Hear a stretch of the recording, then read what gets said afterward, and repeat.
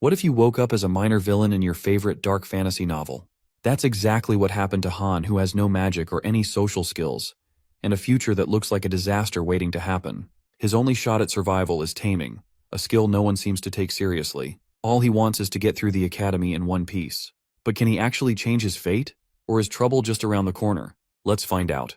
Reincarnation is a gamble. You could end up as a cockroach crawling on the ground, but landing as a human is like hitting the jackpot, and our protagonist just hit it. After working himself to death in his past life, he finally gets a fresh start as a human again. He finds himself in the body of Han Siha, a minor villain who gets killed in the first chapter from a dark novel he used to enjoy. Seeing the stats of this hopeless fool, our hero feels stuck in this doomed role and curses the roulette wheel for such a terrible choice. On top of that, his current setting is an auxiliary facility for dark mages, which worsens his reincarnation. Our hero can recall that Han Siha was once full of potential due to his natural magical abilities, but ultimately excluded at Ardell Academy for his lack of practical skills. Now, he is around some mysterious people who mentions he's a student from Ardell Academy, and wonder if he could be useful. Our hero remembers that was the unfortunate time when Han Siha took interest in dark magicians and approached them. Just as our boy thought, one of the magicians finds him useful and tells him to follow along. As they walked, the magician asked if he knew how to join, which he said he did.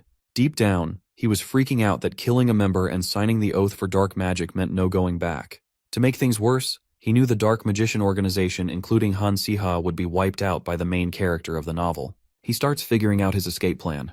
While he's stressing, a system prompt suddenly appears and warns him to get out immediately. Shocked by the unexpected outbreak, he freezes. A loud scream suddenly echoes through the facility. The magicians around him react and try to figure out what's happening in the basement, but give our boy a stern warning to stay put if he wants to live.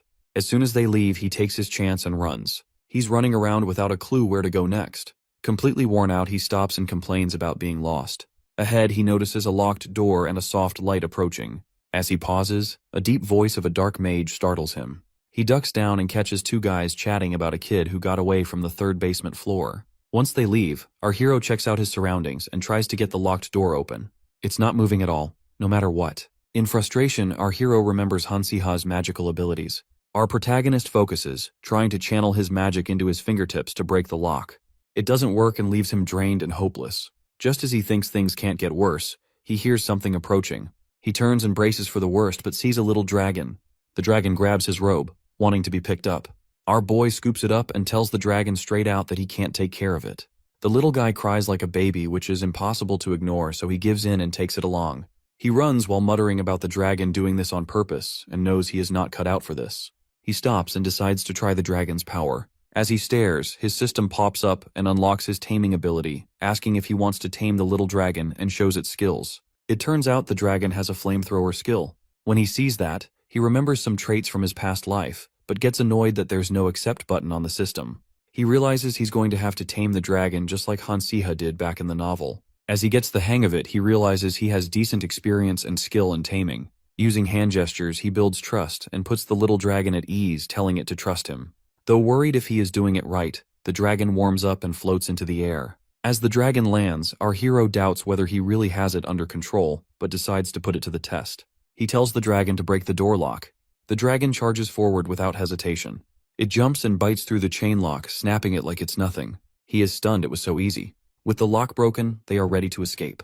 He hears footsteps approaching and feels a bad vibe. When he glances back, the men spot him just as he's about to escape. Caught and unsure what to do, he recalls a basic spell of smog from Ardell Academy meant for hiding. But our boy has never tried before. With no options left, he takes a deep breath. He concentrates and imagines holding a gun as he channels energy into his fingertips and hopes the spell fills the cave with smoke. Thankfully it works, and he creates a small light at his fingertips. The magicians freeze for a moment while he quickly casts the spell, making a cloud of smoke wrap around them. Then he takes the chance to bolt for the door. But just as he's about to open it, a creepy ghost hand suddenly appears and grabs him by the neck. He's totally shocked and can't breathe as it chokes him, and he goes crashing to the ground. His pet rushes to his side as he wonders if this is the end.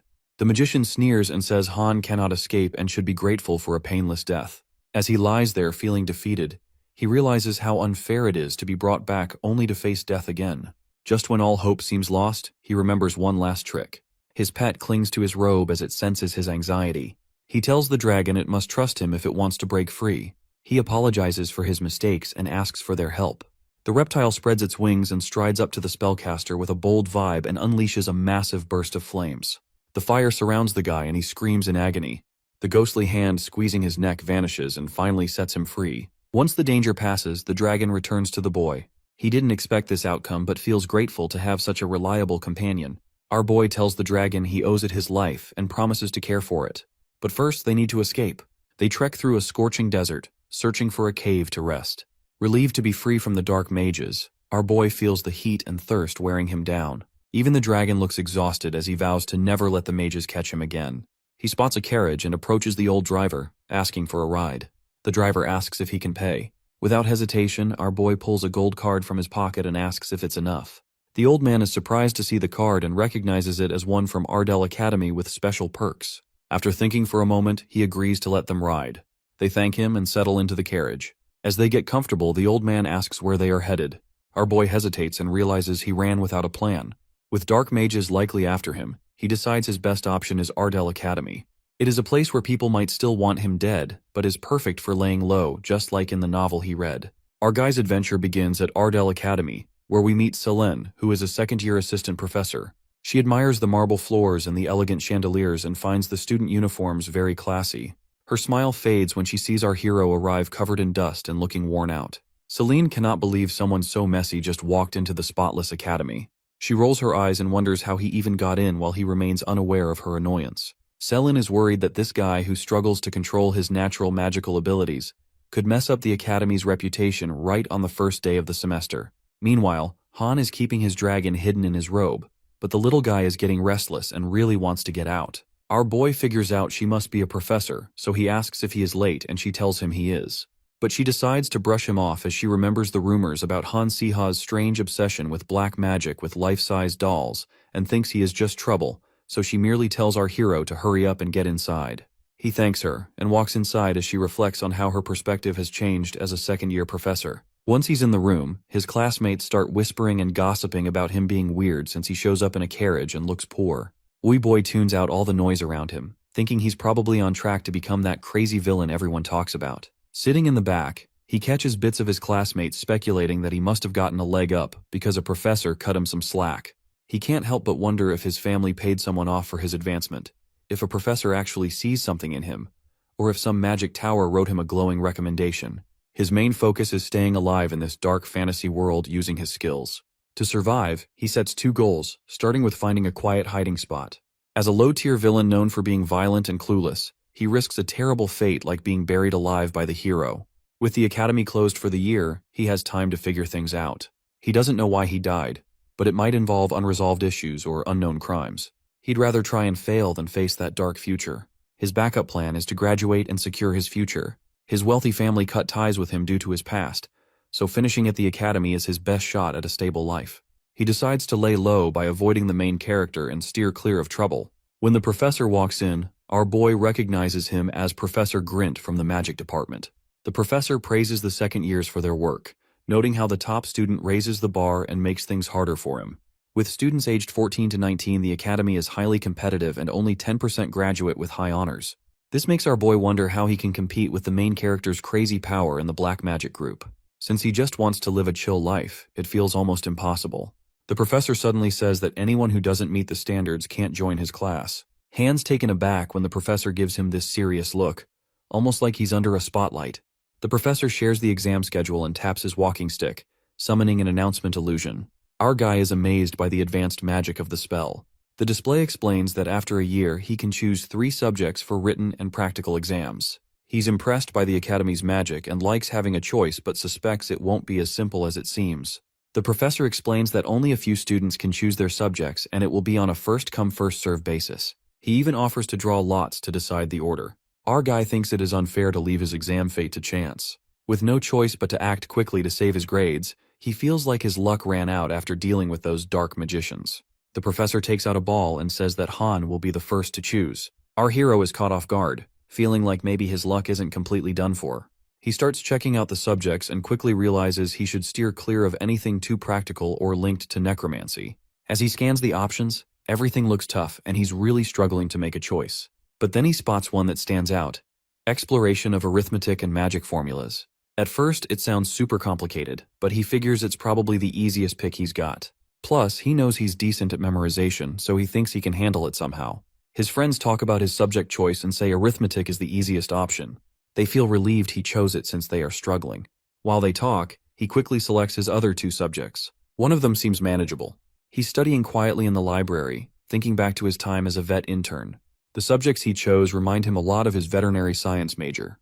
He starts with exploration of arithmetic and magic formulas, and realizes that the math here is totally different as his old formulas might not cut it anymore. After wrapping that up, he grabs another book to work on. He's so focused on studying that he totally forgets his pet in his bag.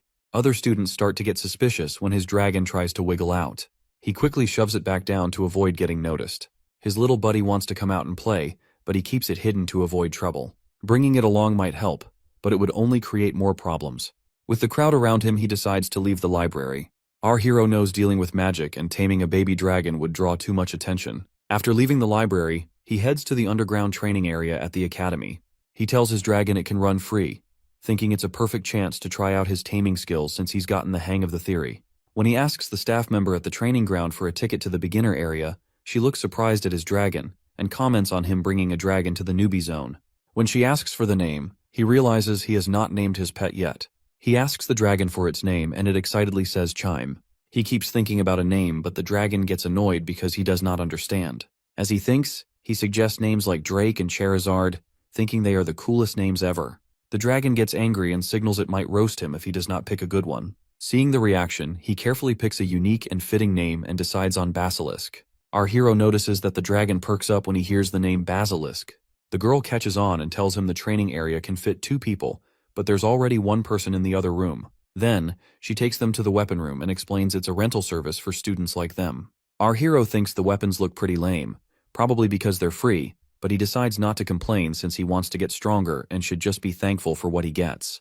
He picks out a shield and a wand stick. The girl leads them to the beginner practice area and opens the gate. Our hero feels a mix of emotions as entering this place looks like a peaceful garden, which leaves him a little amazed. While exploring, he notices a slime and thinks how even low-level monsters seem kind-hearted here, though he does not feel the same way. He asks Basil if he can see the slimes, and when the pet says he can, our boy decides he will blow them up. Basil is taken aback by his master's cold order, but knows he has no choice. He goes ahead and takes down the block slimes while his master watches. As Basil starts to enjoy himself, his master realizes his dragon instincts are kicking in.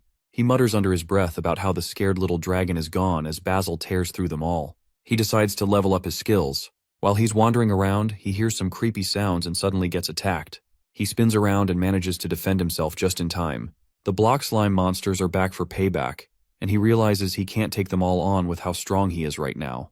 But with Basil's plan in mind, he's confident he can take them out one by one. Our boy asks Basil if he's ready and suggests trying their classic move. Basil jumps in and blasts the monsters with his flamethrower, wiping them out quickly. Impressed by Basil's power, the boy says they need to keep training to level up. After hours of training, they lie on the ground, completely exhausted. The boy mentions how taming Basil and casting spells has left him drained. Seeing Basil focused on him, he promises to get him a tasty treat back at the dorm. Meanwhile, Basil snoozes peacefully nearby. The boy notices something happening below and checks it out. He spots a student the girl mentioned earlier, training with her beast.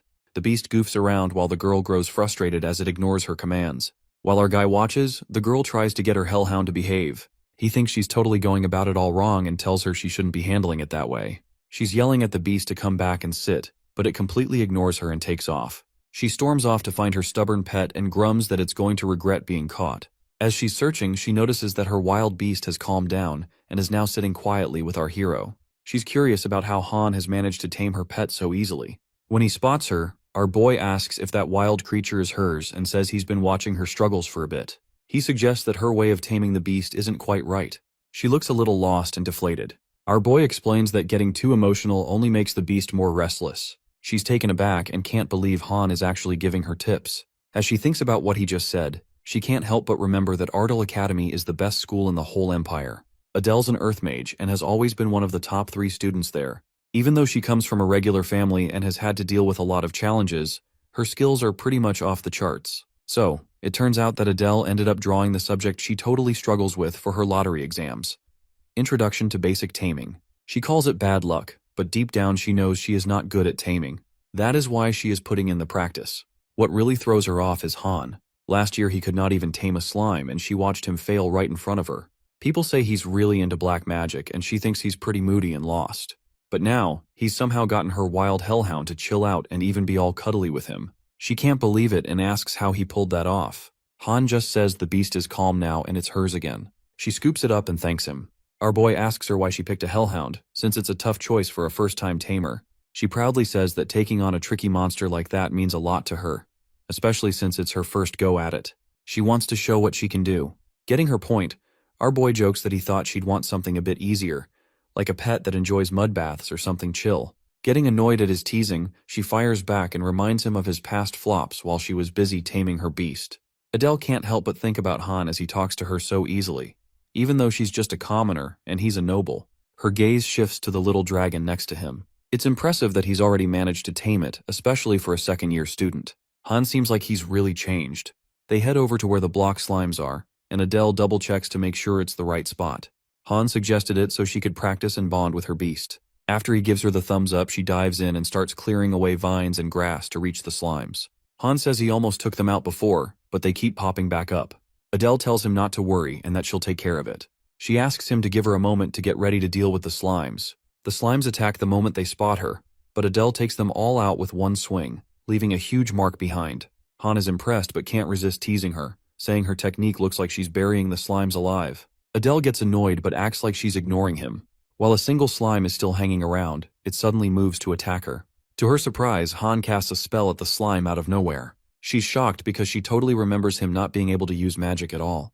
Han then casually asks if she didn't notice the slime coming back for her. Still a bit stunned, she pretends like she was totally aware of the situation. As he starts to walk away, he comments that it's a relief if she knows what's going on. But as he strolls off, Adele realizes something. She actually didn't sense the slime creeping up from behind. Plus, she can see that Han's spell and magical arrow are way more accurate than she'd expect from someone just starting out. Their boy starts to say something, but he's interrupted when an unexpected error hits the dungeon, setting off an alarm that blares through the whole place. Both of them jump into action. He quickly asks her if she knows of anything that might have triggered it, but she's just as clueless. Meanwhile, a guy in the principal's office is telling the honorary principal that there's a situation in the training dungeon. The principal then asks what's going on inside and which students are in there. The guy fills him in about Han and Adele being around. The principal lets out a sigh and mentions that Han is nothing but trouble. He hints that losing Han wouldn't be a big deal, but when it comes to Adele, it's a whole different story. She's got talent and a bright future ahead, so her safety really matters. He points out that Han doesn't have any skills and is likely to struggle in such a dangerous dungeon. If there's a problem with the dungeon's magic setup, the monsters can end up way bigger and a lot tougher than they normally are. He stresses that Han really doesn't stand a chance and suggests the staff get ready for what could happen. Back in the dungeon, Han and Adele are holding their own for now and manage to take down a bunch of slime monsters. But these things just keep coming, and it feels like they're never going to stop. Adele groans, saying the monsters are getting creepier and this whole place feels like total hell. Frustrated, she shouts that the slimes won't quit showing up and swears she'll never look at a slime again. While she's freaking out, Han can't help but find it a bit funny as he watches her.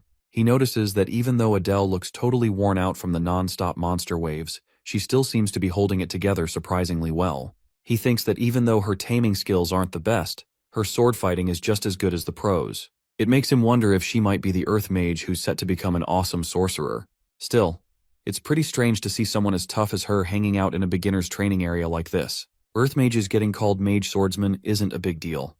Han's actually impressed by the girl's personality. She's got a bit of a temper, but she doesn't look down on him at all. While he's lost in his thoughts, Adele catches him slacking off and handling the monsters all on her own. She thinks he's kind of a creep and wants to know why he's just nodding to himself instead of jumping in to help. Han can't believe they've been stuck there for over 3 hours without a single word from the outside. He wonders if anyone even knows they're in trouble, which might explain why no one's come to help. She responds that it is what it is since only about 30 minutes have actually passed outside, so time moves slower in here. She looks at the whole mess as a chance for them to get in some extra training, trying to figure out why there's been no response yet. He says that even if they know what's going on and come to rescue them, they still have to last several hours. They need to hang in there and keep battling the slime monsters until help shows up, which feels pretty hopeless. When she hears Han's words, she gets mad and snaps at him for saying such negative stuff like they are just waiting around to die. Han responds with sarcasm and says he would never say something like that, clearly enjoying himself. As they argue, he tells her to buy him some time. She's confused and asks what he's up to, but Han just tells her she'll find out when the moment comes. He reminds her to keep the slime monsters at bay because he doesn't need long to do what he has to do. She freaks out a bit and asks why she has to handle it solo and what he's planning to do while she's on slime duty. But Han just brushes her off and jumps into his plan. Basil is feeling a bit anxious about Adele, but Han reassures him that he's got everything under control. As he walks along, he spots these glowing vines lighting up the area. He mentions he's read about them in the story and knows how to handle them. In the original novel, the Error Dungeon really emphasizes how different Li Han's abilities are compared to Han Siha. Han really struggled with this part of the dungeon before, dealing with those annoying vines. But now he's stoked to find them and tells Basil to gather more. Basil looks around and then zips off to find the rest. While he waits, Han complains about how readers always criticize him for using this tactic and call him a loser and a bad guy. As he holds a unique vine, he mutters to himself that he does not deserve all that hate. Adele is holding her own against the slime, but she's starting to run low on mana. She's getting worried about why Han is taking so long and can't help cursing him a bit in frustration. Just then, Han bursts in yelling that he is finished. Adele turns around and looks a bit puzzled when she sees him with those mysterious vines, as if he has built some kind of barricade. She motions for him to hurry inside, suggesting they keep it low-key since the slimes are bouncing back fast. But Han insists she get inside right away. He shares his idea of building a wall to hold them off and take out the monsters outside. With some amplification magic and fire, he thinks he can stop the slimes from healing and make them vanish. He casts a spell and makes this big green arrow using arrow magic. Then he mentions that all that's left to do is light the arrows on fire. Turning to Basil, he says it's his turn now. Basil's eyes light up again as he sets the arrows ablaze. Han then shoots the flaming arrows out past their barricade. The slime monsters notice the glowing arrows, and out of nowhere, they blow themselves up in a huge explosion. Adele watches in awe as Han shows off his creation, struggling to wrap her head around the fact that this is really the Han she knows. The slimes are disappearing and not coming back, so she asks him how he managed that. Han explains that when he buried the slimes and spread their remains around, their poison would explode if fire magic touched it. She then wonders if he has a plan to keep the fire rain from getting through their barricade. Han nods and says that is a good point, but their barricade vines are special since they can withstand fire and will not burn. With everything ablaze around them, all they need to do now is wait for their rescue. Since things seem to be settling down, Han feels a bit of relief. Adele can't help but think about how unlikely it is that someone like him would actually save her. Nobles at Ardell Academy usually ignore commoners, so she starts to wonder if Han has some hidden agenda. Meanwhile, Han is also puzzled by the way she's looking at him. He figures she'll thank him for saving her. Adele might come off as grumpy, but she's got a good heart and manages to say she's a bit grateful since he kind of saved her life. Han smiles and says that's great, then asks if she could do him a favor. Adele looks a bit worried, trying to guess what the favor might be. She thinks she will go for it if it is something simple, but she is not interested if it is something odd. Before she can finish her thoughts, Han asks her to keep everything under wraps from taming the beast to catching the error slime and building the barricade. Adele figured out she was right about her guess, but something still felt off. She couldn't shake the feeling that Han was hiding something and thought he seemed a bit shady as she watched him pick up some slime orbs. The whole dungeon cleanup part was pretty much brushed aside. The two professors were clearly baffled by the sudden mistakes, but decided to reward the students for handling things without anyone getting hurt too badly. Later, Han was summoned to the dean's office for a big reward. Sitting there, he looked relieved and mentioned that he understood the value of rewards, but that they were not really his thing. He was way more focused on getting stronger himself and helping his cute beast level up. With the dean away, Han and Basil are hanging out alone. Han checks on Basil and discovers he's a red dragon now. Basil's flamethrower skill leveled up, and he even got toxic resistance after that dungeon glitch. Han is a bit puzzled about what the Dark Magician group is up to, but since Basil came from the basement, it is clear they are involved somehow. Han gives Basil some props for being a talented hatchling with serious growth and magic skills. He's determined to train him right, even if it takes a lot of work. Then, he shows Basil a slime orb and explains it's a powerful item. He asks Basil if it looks tasty and jokingly suggests giving it a try. Basil looks a bit unsure, like he thinks it might be poisonous. Even though the dragon is hesitant too, Han manages to persuade him to give it a shot by promising that it tastes amazing and that eating a couple won't hurt him. After some back and forth, Basil finally goes for it. Unfortunately, he ends up puking from the terrible taste, which Han admits he hasn't tried himself. Still, Han notices that Basil's magic power and resistance to toxins have actually gone up after munching on the orb. The slime orb really amps up your stats and even speeds up basic mana growth that usually takes forever. Basil notices the difference and gets totally hooked on the orbs. He just keeps eating them, and his stats shoot up fast. Han's just chilling, watching all this. Go down and feel pretty happy about it. Then out of nowhere, Adele bursts in and says she has been searching everywhere for Basil and finally found him in the dean's office. She asks if he's seriously cool with her taking all the credit for handling the error slime, since that would make her way more famous and snag her some sweet rewards. Han scratches his head and says he doesn't really care, just asking her to keep it down since it's hurting his ears. He mentions that life is way more important than stuff, and warns that clearing the dungeon could draw the attention of the Dark Organization, putting him at risk. Plus, he doesn't want to be as famous as the protagonist. Adele responds that if that's the case, he should just keep it to himself because she's not looking for fame either. Han questions why she's being so sympathetic, and bluntly tells her he doesn't need pity from someone he barely knows, asking her not to bring it up. Adele's fuming and wants to know how he's never heard of her. He throws in a sarcastic remark about why he should even care and asks for her name. When she says it's Adele Svea, his mouth drops open. He suddenly realizes she's the amazing magician from a regular background who's always in the top 3 at the academy. The same girl who buries him alive in the story is now standing right there, asking if he knows her. He starts freaking out, thinking the person in front of him is going to kill him in the future. He feels like he's hit the jackpot of bad luck running into her, and can't stop overthinking, mumbling that this bad vibe is driving him nuts. Adele picks up on his panic and asks if he ever checks himself out in the mirror. She drags him over to one so he can see himself. She laughs and says she can't believe someone like him would show up at the dean's office just to grab something. When he sees his reflection for the first time since being brought back to life in Han's body, he's pretty shocked by how dirty and ragged he looks. It's hard to believe he doesn't resemble the handsome guy he thought he would.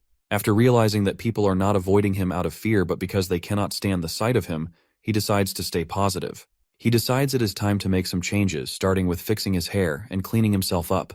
The next day, our guy struts into the classroom like he owns the place. His classmates start whispering with some thinking he is a new transfer because he looks so good, while others recognize him as Han, but cannot believe how different he is now. As they gossip, he cracks a joke about being so good-looking that everyone can't help but talk about him. One classmate even asks if he got some sort of makeover and wants to know his secret. Han could not believe that Crick, the annoying red-haired commoner, was trying to boss him around. Since Han was not the real one, he refused to let himself be pushed around. Crick kept mocking him and calling him a loser, but Han ignored it completely. Things took a turn when Crick started accusing him of losing it after getting a haircut. Han calmly told him to shut up or get shut down because he was over it. Crick argued that he had every right to talk, especially since Han's family had ditched him. Han shot back, telling Crick to quit pretending he was so tough. Just then, Basil popped out of Han's bag, radiating a serious vibe and an icy chill. The tension between them makes Han nervous, as his classmates are shocked by his beastly presence. Crick keeps mocking him, but our boy fires back and says it is a shame Crick picked the wrong guy to mess with. As Crick gets angrier, our hero smirks and enjoys watching him lose his cool. He turns the tables and says even a dragon hatchling can make a difference because it is all about skill and not size. He warns Crick that if something happens to him, there is no coming back.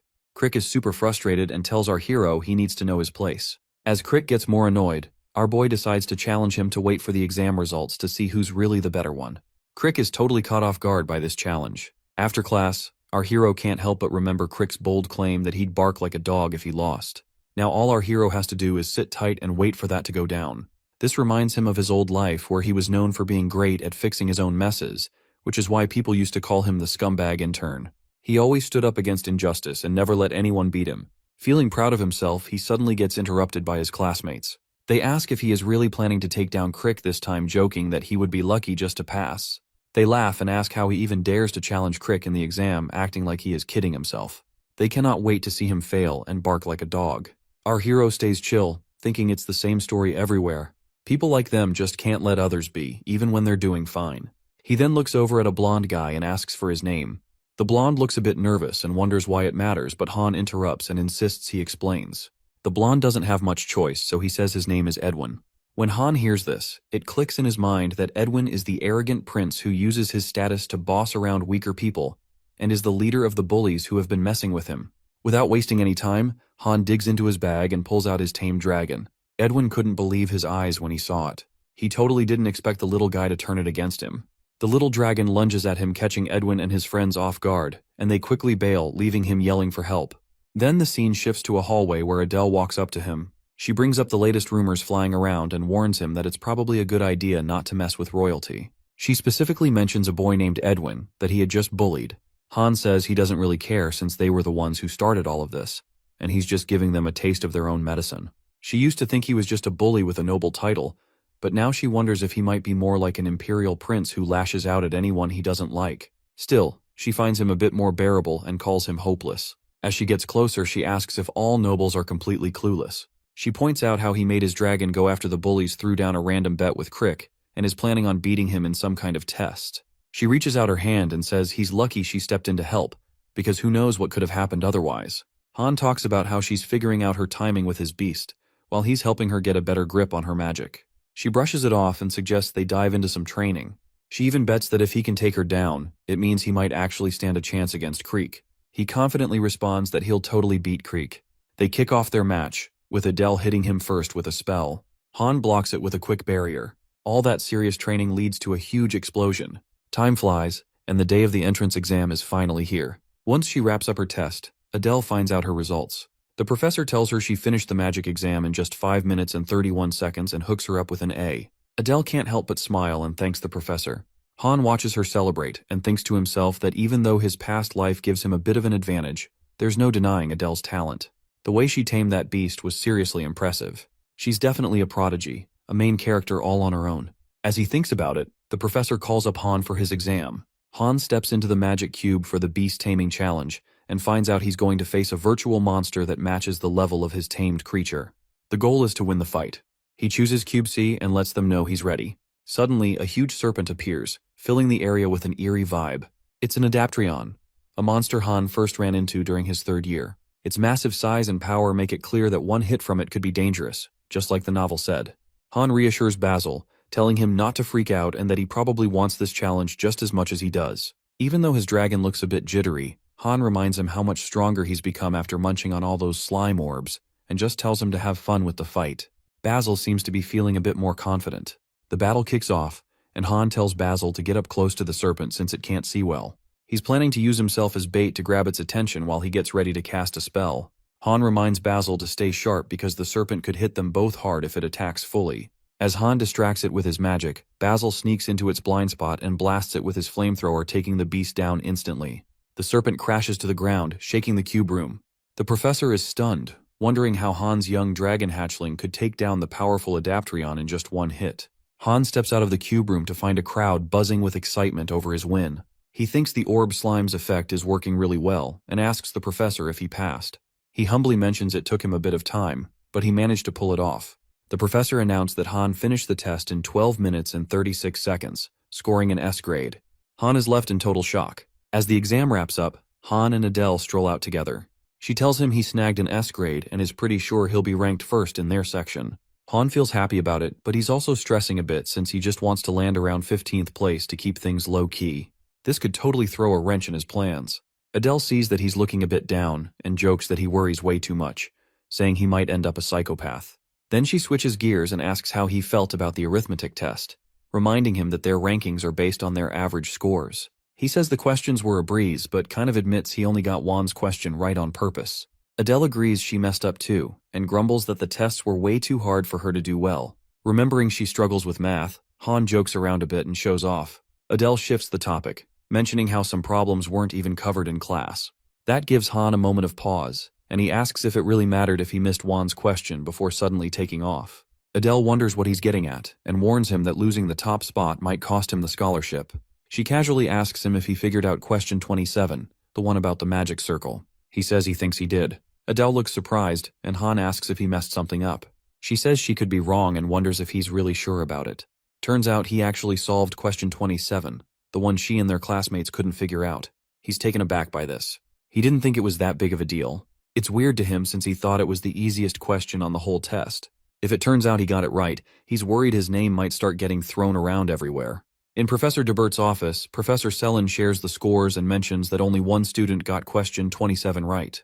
DeBert is taken aback since he thought it was impossible to solve and asks who managed it. Sellen reveals it was Han and points out that all his other answers were purposely wrong, guessing he cracked that one just to show off. Honestly, Han stumbled upon the solution by chance. Professor DeBert remembers him as the top performer from the taming exam and thinks Han's someone who really plans for the future. But even though Han would rather have a chill life, it seems like fate has other plans for him. The next day, the rankings are posted, and a crowd gathers around the bulletin board. Han first checks Crick's rank, and as usual he's sitting at 32nd. Then suddenly the crowd starts whispering. Han is completely taken aback when he sees that he's ranked 11th. Crick looks super panicked by the surprise results and seems ready to bolt. Han calls out to him and tells him to stick with him. As they walk away, the other students whisper even more. Some are cheering for Han and saying he moved up to 11th place, while others are making fun of Crick and saying he is headed for a fall. They mock him for being so arrogant. Crick feels embarrassed and can't even look Han in the eye. Han asks him what 1 plus 10 is. Crick fumbles his words and says it's 2, totally flustered. Han shakes his head and laughs as he points out that the answer is 11, just like his rank. Crick's face goes bright red as Han teases him, calling him 32nd place boy. Crick tightens his fists annoyed while Han grins, believing Crick still falls for the jabs. Han playfully flicks Crick's forehead, deciding to let it slide this time. Crick, taken aback, shouts, asking why he just got hit when that wasn't part of the agreement. Han shrugs and says it's just a little payback for all the trouble Crick caused by bullying other guys. Crick wants to argue, but Han cuts him off, saying they should meet later in the empty club room in the basement for some privacy.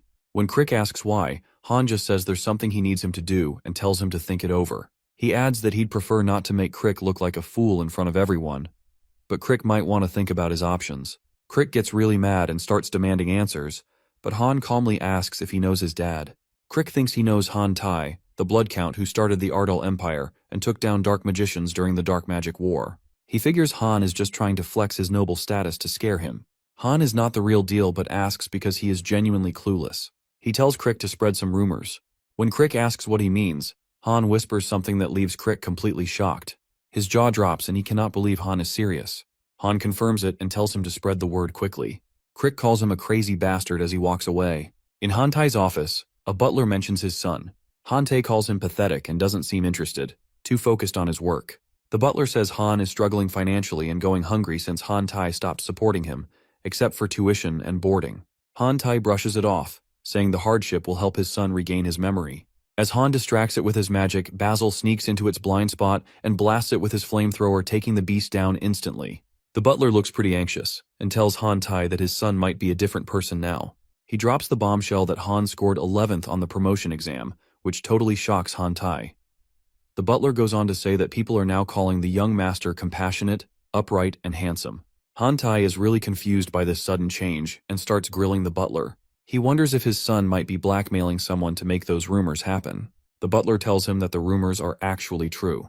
Han Tai feels a bit skeptical, remembering when his son messed around with black magic and how he regrets his tough approach to getting his memories back.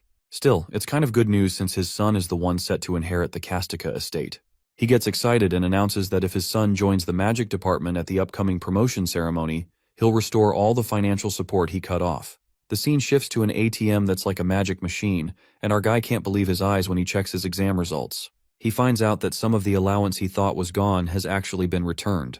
He's shocked by how much it is and realizes he can totally survive for the whole semester with that. Feeling grateful for his dad's honor and pumped that his little scheme worked, he's totally patting himself on the back for being so clever. Just as he's soaking it all in, Adele gives him a call. She asks him what he's up to and says it's time to head to the auditorium for their promotion ceremony. They walk there together, and as Han strolls down the hallway, he starts to remember bits from the original novel. At Ardal Academy, second-year students are sorted into different departments based on their strengths. The magic department covers a bunch of magical skills and provides plenty of hands-on experiences. The natural science department mixes magic with research and experiments, along with some academic stuff. The theology department dives into the spiritual side of magic, like prophecy and divination. Finally, the necromancy department is all about black magic and combat spells. The Dean Ernest just announced that the promotion ceremony is starting soon. He told the students to come up on stage when their name is called and put their hands on the magic dice. It'll figure out what they're naturally good at and decide their major. In the original book, Han ends up in the necromancy department because he wants to use dark magic to get back at all those people who have looked down on him. But that wish leads him to a pretty rough defeat. Now, he's wondering if these magic dice will end up giving him the same bad luck. Even though he's changed a bit, he knows that his recent choices aren't exactly good. Still, he's hoping he won't end up like the Han from the novel. The dean calls out Li Han's name, the top student who's aiming for the magic department. As Li walks to the stage, all his classmates hype him up, saying how cool he is. Our main guy thinks Li is like the hero of Seoul Academy, and cannot shake the feeling that Li's look is too perfect, like there is some kind of cheat code involved. He wishes he could be the main character too, daydreaming about being a handsome guy. Li places his hand on the magic dice, and it starts to glow. The dean announces that Lee's headed to the magic department. As he watches, Lee realizes Han will probably end up there too. You can kinda tell Lee saw this coming. Then the dean calls out for Solia, the next student. When Solia walks in, our guy remembers her as the awesome Mage of Light and one of the main character's friends. The dean says she's heading to the magic department, which he totally expected. They keep going through the assignments based on rankings. The standout top student Seymour Parker gets assigned to necromancy, while Yun ends up in the theology department. Our guy is taking in the whole scene, totally blown away to see all these familiar names and characters around him. When they call his name, he is thinking about what might happen in 3 years. Perhaps the necromancy department starts a rebellion against the academy, but gets defeated by the main crew. As he touches this magic dice thing, he really hopes he won't get stuck in necromancy. Meanwhile, his classmates are over there gossiping about him and his supposed ties to black magic. When the device lights up, the dean looks totally shocked and announces that Han is placed in the magic department. He feels a huge wave of relief that he avoided necromancy while his classmates find it hard to believe. As he walks off the stage, he is annoyed by their curious and suspicious glances, especially from those interested in black magic. Adele gives him a thumbs up, saying they'll probably bump into each other in the magic department. He kinda thought she'd end up there too. When he asks if she is excited about him being in the magic department, she nods with a sweet and cute look that makes him blush. He quickly covers his face with his hand, feeling shy about it. Noticing his reaction, Adele asks if something's up. He tells her it's all good and suggests she should give him a heads up next time she comes over. Adele is kinda confused by that, but their chat gets cut off when Lee shows up. He says what's up to our guy and mentions he wants to be friends since they'll be in the same department. Our guy feels a bit weird about Lee being so friendly and starts to wonder what he's really after. Lee seems a bit suspicious of him, pointing out that it's kind of weird he's suddenly interested in the magic department when he wasn't before. With a relaxed handshake, Lee mentions he's looking forward to teaming up. With no other option, our guy shakes his hand. Lee adds quietly that he heard they're stuck in the dungeon before the practical exam. Han can't believe what he's hearing. Lee goes on to say that even with Adele around, a regular student wouldn't have made it out of the error dungeon. Now he's really curious about what kind of magic our guy pulled off. Our hero is surprised that Lee knows about it, especially since the professor is trying to keep it quiet. Han admits that Lee is very detail-oriented, which makes it hard to figure out what he is really thinking. On top of that, Lee has a strong personality and is basically the classic main character. He is the type who believes any bad guy needs to be taken down. Our boy starts wondering if Lee already thinks he's part of some dark magic group and is checking in to see if he's a danger. Then the scene changes. He heads to his room, pondering the buzz that the academy just built a new dorm that's practically got 5-star hotel vibes. When he finally finds his room and swings the door open, he's totally caught off guard to see a guy inside who looks just as shocked to see him. The young kid shouts in shock, asking if he's really Han Si-ha while pointing at him. Han looks a bit puzzled and asks why he seems so blown away to see him. He grins and says he is thrilled to have a roommate who is a total superstar. He is the famous student who made Crick cry and even had royalty in tears. Hearing what Han said made our boy feel kinda awkward. It reminded him of the time Fabian Edwin started acting tough after the promotion ceremony. He questioned why someone like him, a royal, was into necromancy while our boy was in the magic department. To throw him off, our boy let slip that Fabian isn't really pure-blooded royalty. Fabian was shocked and asked how he knew. But our boy just rolled his eyes, telling him to pipe down and keep it down, hinting that he wasn't going to spill his secret. So Fabian backed off and apologized for causing any trouble. Fabian's feeling pretty low and complaining that he doesn't belong in the magic department, all while tearing up. Han tells him to knock it off and calls him an idiot, worried that their classmates might see. But it's already too late. The other students start whispering, saying Han was way too mean for making Fabian cry. Han's fuming, thinking his whole plan to keep a low profile and graduate smoothly is now ruined. Back in the dorm, the guy can't help but think about the mixed reactions he's been getting. The boy introduces himself as One and mentions he's also in the magic department. One gives him a friendly nod and says he knows Han is kind of a big deal but hasn't heard of him before. But our boy knows exactly who One is. He is one of Lee's most trusted sidekicks with a sharp mind and versatile skills. He also has a killer info network. One notices that our boy looks a bit off and asks if something's up. He just lets out a sigh, thinking about how unlucky he feels running into all these main characters. He mutters something about plots to take him out as Han but quickly brushes it off, saying it's nothing. One isn't buying it though. To lighten things up, One suggests they check out the dorm after unpacking. He mentions he has a guide map and insists it'll be fun to explore together as roommates. Han is a bit unsure but ultimately decides to go for it. While they're at the dorm's cafeteria, One brings up some chatter from the upperclassmen saying it's way better to eat outside. Han asks why, and One explains that the cafeteria food is terrible because it tastes like weird experiments gone wrong, so nobody eats there. He mentions that the students are so fed up with it that they've actually complained. Han quickly decides he's not going to eat there either. After complaining about the cafeteria, they make their way to the magic training field where the practice never stops. One tells him to watch where he's going, or he might get smashed and end up in the infirmary. Our guy suggests setting up a magic barrier, and One agrees with the idea, praising him for being smarter than people think while also teasing him a little. Feeling annoyed but trying to brush it off, our guy suggests they check out the field. While Juan keeps running his mouth, he notices that even though some of the stuff he says is pointless, there's actually a lot of useful info mixed in. One even admits that his comments can be helpful. After wandering around, One thinks it's time to head back to their room. Just then, the sky turns dark and it seems like rain is coming. Han quickly realizes this isn't ordinary rain but something poisonous and deadly. He pulls One to a stop and urges him to head to the main building to let their professor know what's up. One is feeling a bit off and confused about why Han suddenly stopped. The other guy observes the eerie scene as the rain drenches the muddy lawn, every drop filled with deadly poison. Chaos erupts among the students as word spreads to stay inside because the rain is poisonous. Things get even more tense when some notice that people are missing, including Adele and Solia. Seeing the chaos, our hero suspects the Black Magician organization is behind it and plans to kidnap talented students as hostages to take over the academy. He realizes this might be the start of the dormitory kidnapping incident. The system tells him the main goal of episode 4 is to save and help his future wives survive. Just kidding. The real task is to find and rescue the missing students. It also warns that failing will cost him handsomeness points, but since he has no points to lose, he simply ignores it.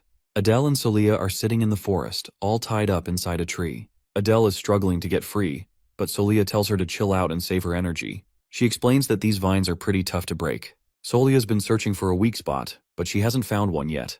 Adele can't help but wonder why this guy in the black robe has trapped them in this tree. She feels like she hasn't done anything wrong to end up here, and definitely doesn't see herself as someone worth targeting. Unlike Solia, who has everything going for her, Adele is just an ordinary person without any family support. It's kind of like when she was stuck with Han in that error dungeon.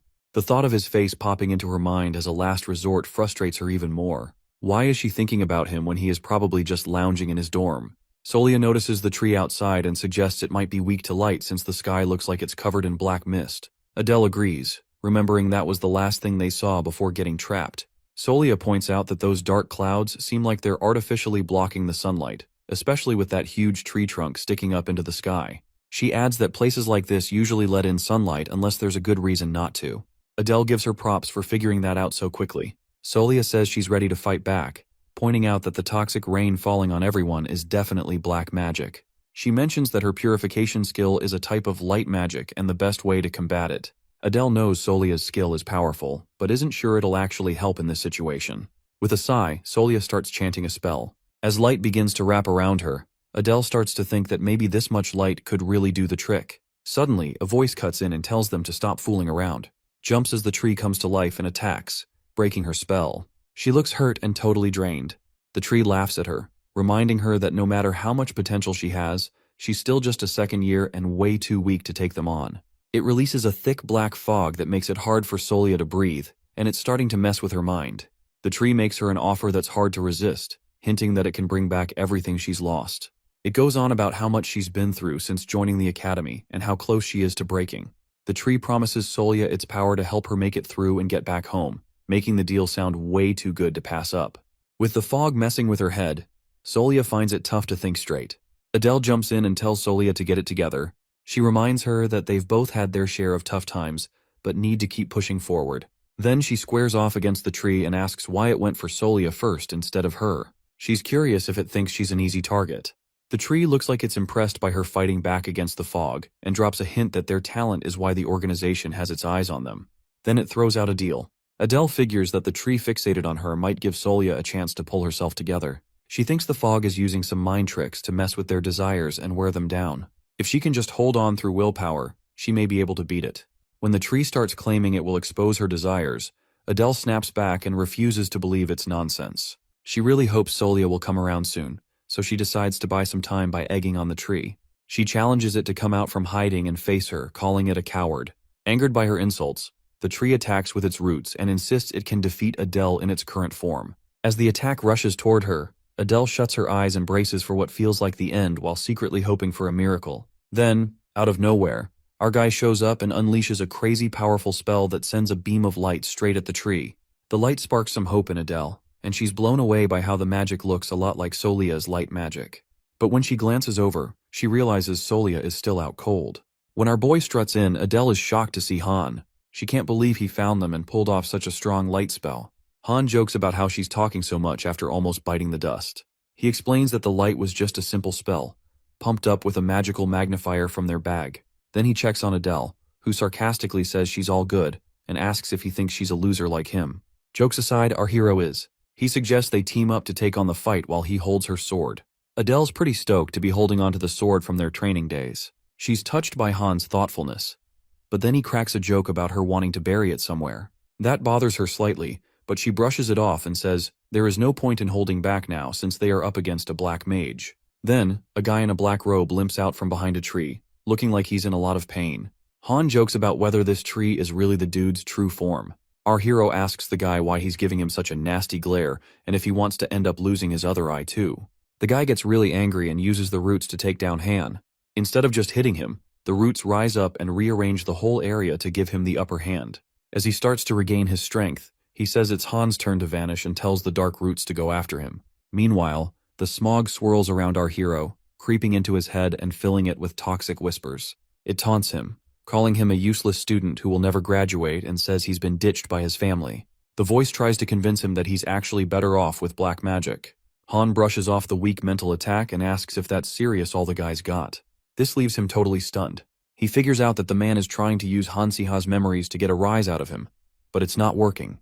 The guy gets more and more frustrated and demands to know why his brainwashing magic isn't doing anything.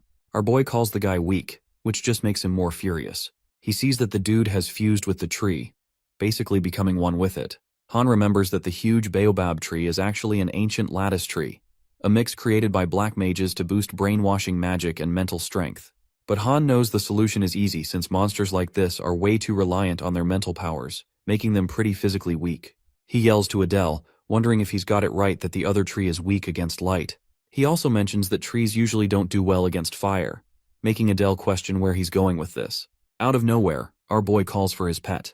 The guy gets furious and demands to know how he dares to do that. Then, he sends the tree's branches flying at Han, but Basil fires back with a huge blast of flames, burning the tree roots to a crisp.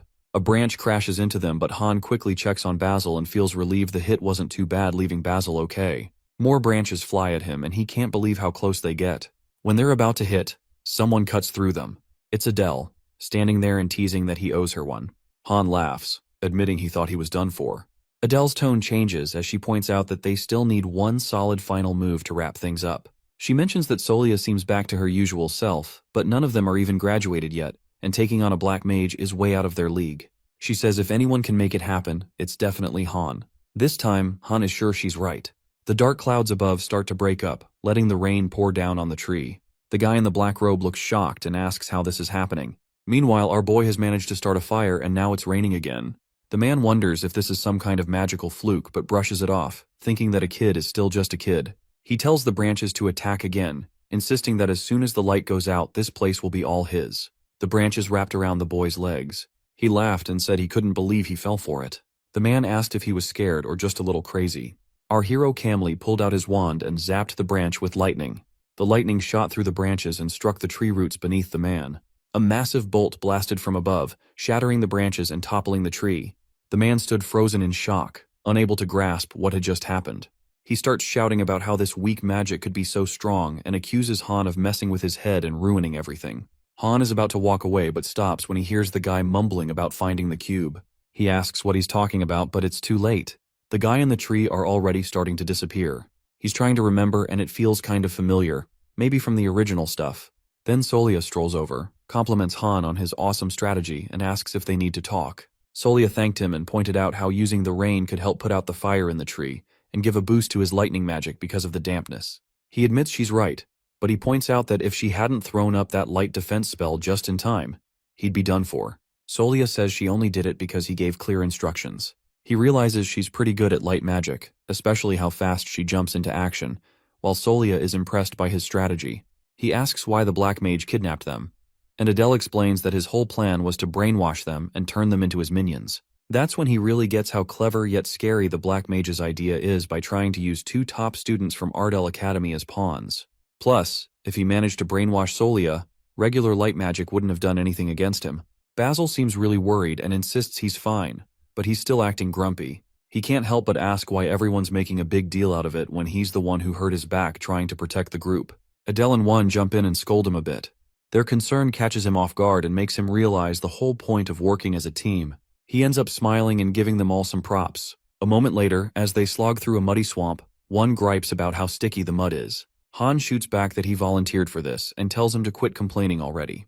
Meanwhile, Adele and Solia decide to take a break and chill inside the tree. Even though the poison went away with that giant plant's death, Han knows that wild swamp areas are still pretty rough to get through. He finally finds what he came to this gloomy spot for. As he opens the hidden door, he remembers how in the original story he stumbled upon this treasure glowing with magic while saving Solia. It's all his now, and he gets to decide what to do with it. He can't help but smirk at the mountains of gold, thinking even a loser villain has to earn a living somehow. One of the others asks if the treasure is even real and if it actually belongs to anyone. Han tells him that even if it was owned by someone, he'd be long gone. He points to the statue at the entrance, saying it's an artifact from 300 years back. When Juan asks how he knows that, Han snaps out of his daydream and responds that it's just basic history, as tribes around here used to worship Cerberus and make statues like this. While someone questions if that's really the case, Basil is busy checking out the gold. Suddenly, it makes this excited noise that catches Han off guard. He turns to see Basil totally pumped, hugging a gold bar. Han jokes around and asks if Basil has developed a thing for money, but then he notices the bar looks a lot like a block of cheese. Remembering how much Basil loves cheese, he wonders if the creature is just into anything yellow.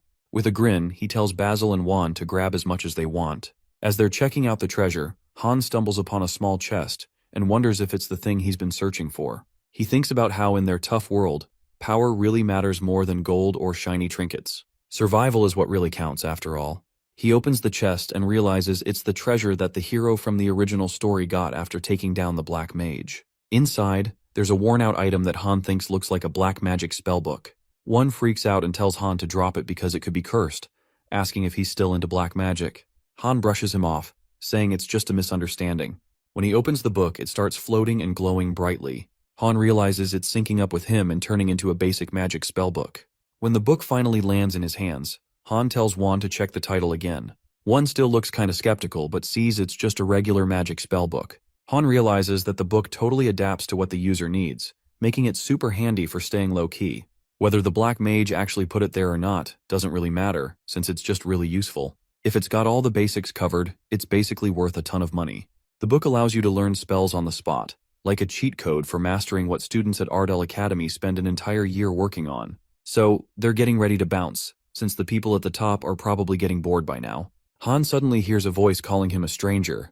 He turns around, but there's nobody there. The voice comes again, and he starts to wonder if he's the only one who can hear it. Then he looks at the spellbook in his hands glowing and realizes this isn't just a coincidence. The voice tells him he's stepped into a whole new world, and that whatever he does here is going to shake things up. Han starts to realize what that means. He gets that his little choices could totally flip the original story. He wasn't meant to be in this place at all. In the original plot, he was supposed to be a character that didn't make it. Han starts to think that the book he's got might actually be the prophecy book Carmen mentioned, the one that can see through lies and make its predictions happen for real.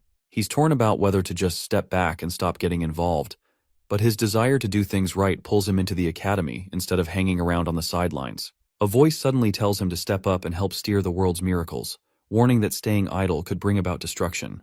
Before he can process it fully, a massive wave of power overwhelms him. He collapses and begins to wonder if this is the true price of hearing these prophecies. Han wakes up in the dorm and sees Juan looking way more relieved than someone who just aced a surprise test. One says Han totally freaked him out. Han groggily says he's sorry and asks for some alone time to chill, claiming he's fine. One heads out to grab some snacks, leaving Han with his thoughts. Han begins to realize that his choices might have triggered a chain reaction that could leave the main characters dead. The Dark Magicians might win the war, causing the Ardell Empire to collapse like a poorly planned group project. With everything on the verge of falling apart, he feels like he's doomed no matter what. Just when he's thinking about kicking back and living a quiet life, fate throws him right into the middle of all the chaos. In his past life, he made many enemies and faced betrayal that left him in a dark place. He does not want to experience that again, so when it feels like the world is falling apart because of him, he cannot ignore the voice urging him to act. He sometimes questions why he takes it so seriously, but deep down he knows he must face it head-on. Plus, he's the only one who knows how the story of Soul Academy ends since he's a reincarnated soul. So, it turns out a dark sorcerer was behind the whole kidnapping deal, but the Academy is keeping it quiet. Even though Han and Juan skipped out to rescue Adele and Solia without permission, they only got a slap on the wrist for ditching campus. Han's wondering if this is just going to lead to more annoying chores, and he's grumbling about not getting paid for all the trouble. His frustration hits a high when he finds out their first magic practical assignment is a group project. Group projects feel like being on a bus where there is a wild passenger, a chaotic driver, a few troublemakers, and even a troll. It's a real-life lesson in dealing with all sorts of people. He thinks group projects are way more annoying than monster hunting, especially since they take up a lot of time in Soul Academy's magic practical class. He wonders if they'll have to go into dungeons to grab stuff and thinks about how cool it would be to score extra points for tackling the harder ones. But then he remembers that if they mess up, they get a big fat 0 for missing the tight deadline. Then Professor Grin throws a curveball by letting the students choose their own groups. He gives them 10 minutes to sort it out and the classroom erupts into chaos. Han is really frustrated by this, and just wishes some level-headed person would step in and take charge for him. Out of nowhere, someone chimes in. Han opens his eyes and spots Lee right in front of him, asking if he wants to join the same group. The other students are totally caught off guard by this surprise offer. Han raises an eyebrow and asks Lee if he's really asking him to team up for this project. Lee eagerly waits for an answer, but Han shakes his head and says, "No way, because it feels like too much work." Lee looks like he's just been hit with a spell. He's totally stunned, trying to wrap his head around what he just heard. Later in the dorm room, Juan and Adele ask how Han could so easily turn down the genius Lee. Han just shrugs and says his teammates feel comfortable because they've played together before, making it the obvious choice. Now everyone's left wondering if he's just playing hard to get, or if he really prefers a chill life. He knows deep down that he's actually scared. He has no idea what could happen if he gets too close to the main character. Trying to change the topic and stop overthinking, he starts talking about their uniforms, pointing at his red necktie like it's the most interesting thing ever. One jumps in, sounding like he's reciting from a school brochure. Since they all wear the same color, it really feels like they're part of a team. Watching them crack up and get hyped about uniform colors proves that no matter how smart they are, kids will always be kids. Then our boy pulls out a poster and suggests they skip the small talk and pick a dungeon to dive into. He throws out a B-rank dungeon called the Forest of Ghosts, but Adele jumps in with a suggestion to shoot for something tougher, like the A-ranked witch's cabin. Han gets what she's saying but argues that their success in the dungeon mostly comes down to the items they grab. He's heard there's a secret S-rank item hidden in the Forest of Ghosts dungeon, which leaves everyone stunned. Solia chimes in, saying that the item could really help them stand out from the other groups. Adele brings up that the extra rewards might win Professor Grin over, and one asks how Han always gets info that even he misses. Han just shrugs and says it's all about reading, then suggests they dive in. Everyone's on board and super pumped about it. As Han watches everyone settle into their roles, he figures being a jack-of-all-trades really fits him. But he can't shake the memory of how Lee Han discovered the hidden rewards in the Forest of Ghosts during his 3rd year at Soul Academy. If he wants to truly be part of the group and not just an outsider, he knows he has to step up his game. So, he tells them to get ready and meet up in 2 days. Later that night, someone fills a guy in about the dungeon Han plans to check out. This dude, Seymour Parker, is all about it and says it's a solid pick. He suggests they get ready for it. A couple of days later, the crew gathers at the library to head into the Forest of Ghosts. Han brings up this rumor that ghosts slip into the library in the morning since the barrier is weak. Adele insists that ghosts aren't real, but then a voice comes out of nowhere and proves her wrong, making her scream when a guy shows up. He quickly mentions he's a student and says ghosts are just monsters, so it makes sense. Han spots his weird tie and figures he's not a magic major, then asks what he's doing there. The guy introduces himself as Usher Barton, a first-year student joining their team. Han remembers hearing about a talented freshman in divination magic. Usher promises he will not be a burden and asks to join. Suspecting a motive, Han presses him and asks if he has seen something.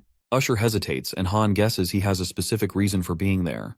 Before Usher can explain, a woman steps in and tells them not to jump to conclusions. She says Usher could be useful if they are heading into the chaotic bookshelf area of the Forest of Ghosts. Adele screams in fear again, and the girl quickly apologizes and introduces herself as Yoon Hai, who is a second-year theology student and Usher's guardian. She reveals that Usher can see ghosts and explains that Usher recently saw something strange during divination practice, which made him determined to join their group.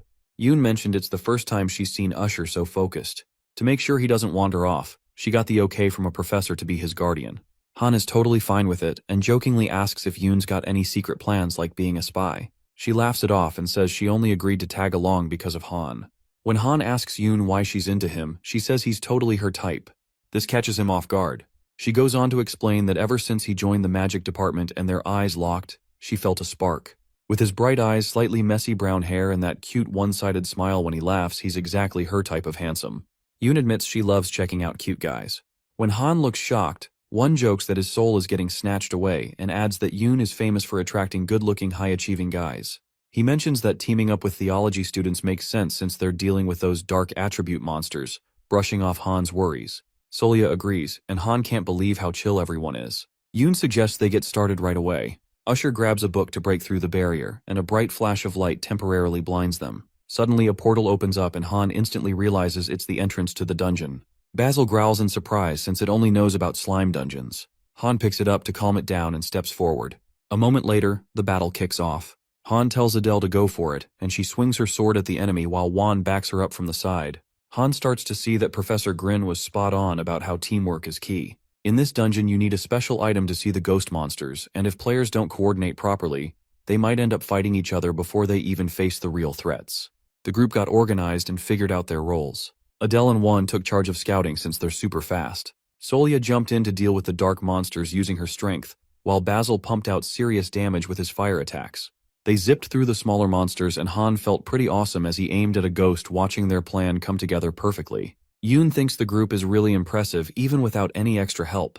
Usher agrees but says Han is even more incredible. Han can track ghosts without studying theology or using any fancy gear. Usher feels like it's kind of like trying to fight with a blindfold on but still hitting every move. He remembers a prophecy about Han being the outsider from the magic department destined to save the world. And watching Han and Basil makes him believe it's all true. Usher suddenly snaps out of his daydream and yells that he feels some crazy energy coming from the right. Smoke is billowing out of a nearby house, and Han can't shake this cold, heavy feeling that makes regular monsters seem like cute little kittens.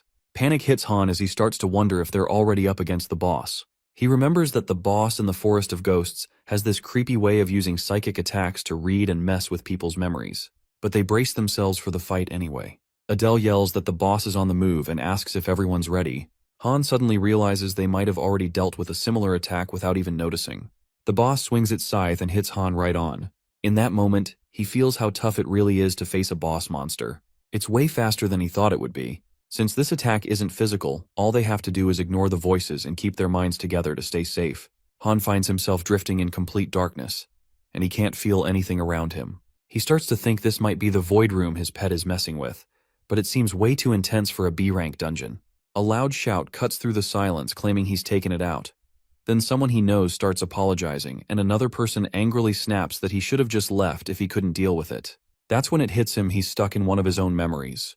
The memories make him think he's still just as terrible as ever. He remembers a female doctor asking if he was the jerk who backstabbed his senior. Another doctor calls him a psycho and warns people not to mess with him.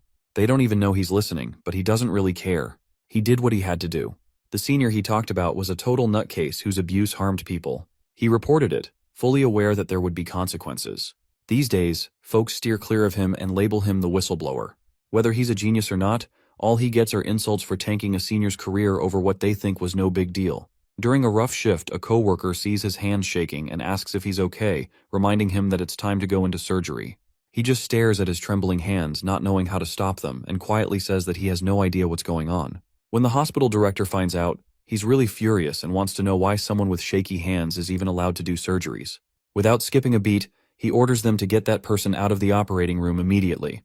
When he talks to his psychiatrist, the doctor pretty much says that his handshakes are due to some pent-up feelings that got stirred up in the operating room. He gets that it makes sense, but he's not really excited about it. The shrink mentions that he'll need to stick with therapy to see any changes, which makes him internally roll his eyes. Just another issue that's going to take ages to sort out. He starts wondering how his life ended up like this, and what kept him going through his internship. Feeling a bit lost, his thoughts are interrupted by a hospital staff member who bluntly asks why he even picked clinical practice. They call him a failure with shaky hands and remind him how he went from being a top student to feeling totally useless. With each mean look and harsh comment, he feels his mental strength crumbling more and more. Eventually, it all becomes too much, and he walks out of the hospital on his own. He thought he was different now, but when he ends up at Soul Academy, he realizes he's still that weak, broken version of himself. Out of nowhere, a light pops up above Han, and to his surprise, there's Basil floating in it. He's baffled about how Basil managed to break into his mental space, especially since it was set up by the boss monster's psychic attack. As Basil comes closer, it catches Han's gaze and reminds him about their contract. That's when it hits him. Taming links a mage's feelings to a monster. Basil must have sensed his emotions and flown over to find him. Han chuckles and teases that Basil is more like an emotional puppy than a dragon, and Basil just swoops in for a hug. Han realizes that his choice back then wasn't just about being a pain to his cocky senior. It was more about doing the right thing, saving lives, and taking down corruption. He gives a nod to Basil for helping him get his head straight and says it's time to move on from this empty space. Out of nowhere, Basil starts pointing like crazy. Han looks over and spots a heart floating in the dark. He wonders if it's some hidden treasure and thinks that being inside the monster shows him stuff he couldn't see from the outside. Han sees the ghost lantern, which is basically the boss's heart, and where all its power comes from. He tunes in to gather his energy and shouts for Basil to help out. Basil lets out a huge burst of fire that powers up the 3 giant magic arrows Han shoots at the heart. They slam into it and pierce through while burning it. The boss screams as the ghost lantern breaks free and floats in front of Han. Adele runs over, all excited that Han finally made it out. She mentions that Solia got away earlier, but everyone started getting worried since Han took so long. One asks if he really beat the boss. Han shows them the system message that says he cleared the B-rank dungeon called Ghost Forest. One can't believe it, and says they thought Han was just messing around since hidden items are super hard to find. Han nods, saying that their guess totally makes sense. Solia spots the lantern and wonders if that's the secret item. She can't take her eyes off it and thinks it's amazing. Her smile disappears as she mentions that something feels off. She points out that they totally underestimated the boss's mental attack and still got sucked into the void. One asks if a spell that powerful should even be in a B-rank dungeon. Adele agrees and adds that the lantern's power seems way too strong for this place. Han squints as it dawns on him. He quickly asks where Yoon and Usher are, and the question catches everyone off guard. Before anyone can say anything, shadowy figures in black robes swoop in and grab Yoon and Usher. Parker steps up with a smirk, teasing the theology students for trying to protect Han's crew while accusing them of not being totally honest about their intentions. He's insisting they give up Yoon and Usher and side with him, or else there will be trouble. As Han watches, it hits him that Parker has totally lost it. Parker tells Han that if his crew joins in now, it'll really help wrap up the project since they're almost finished and just need a few last touches. Han starts to feel a bit unsure and asks what Parker's really up to.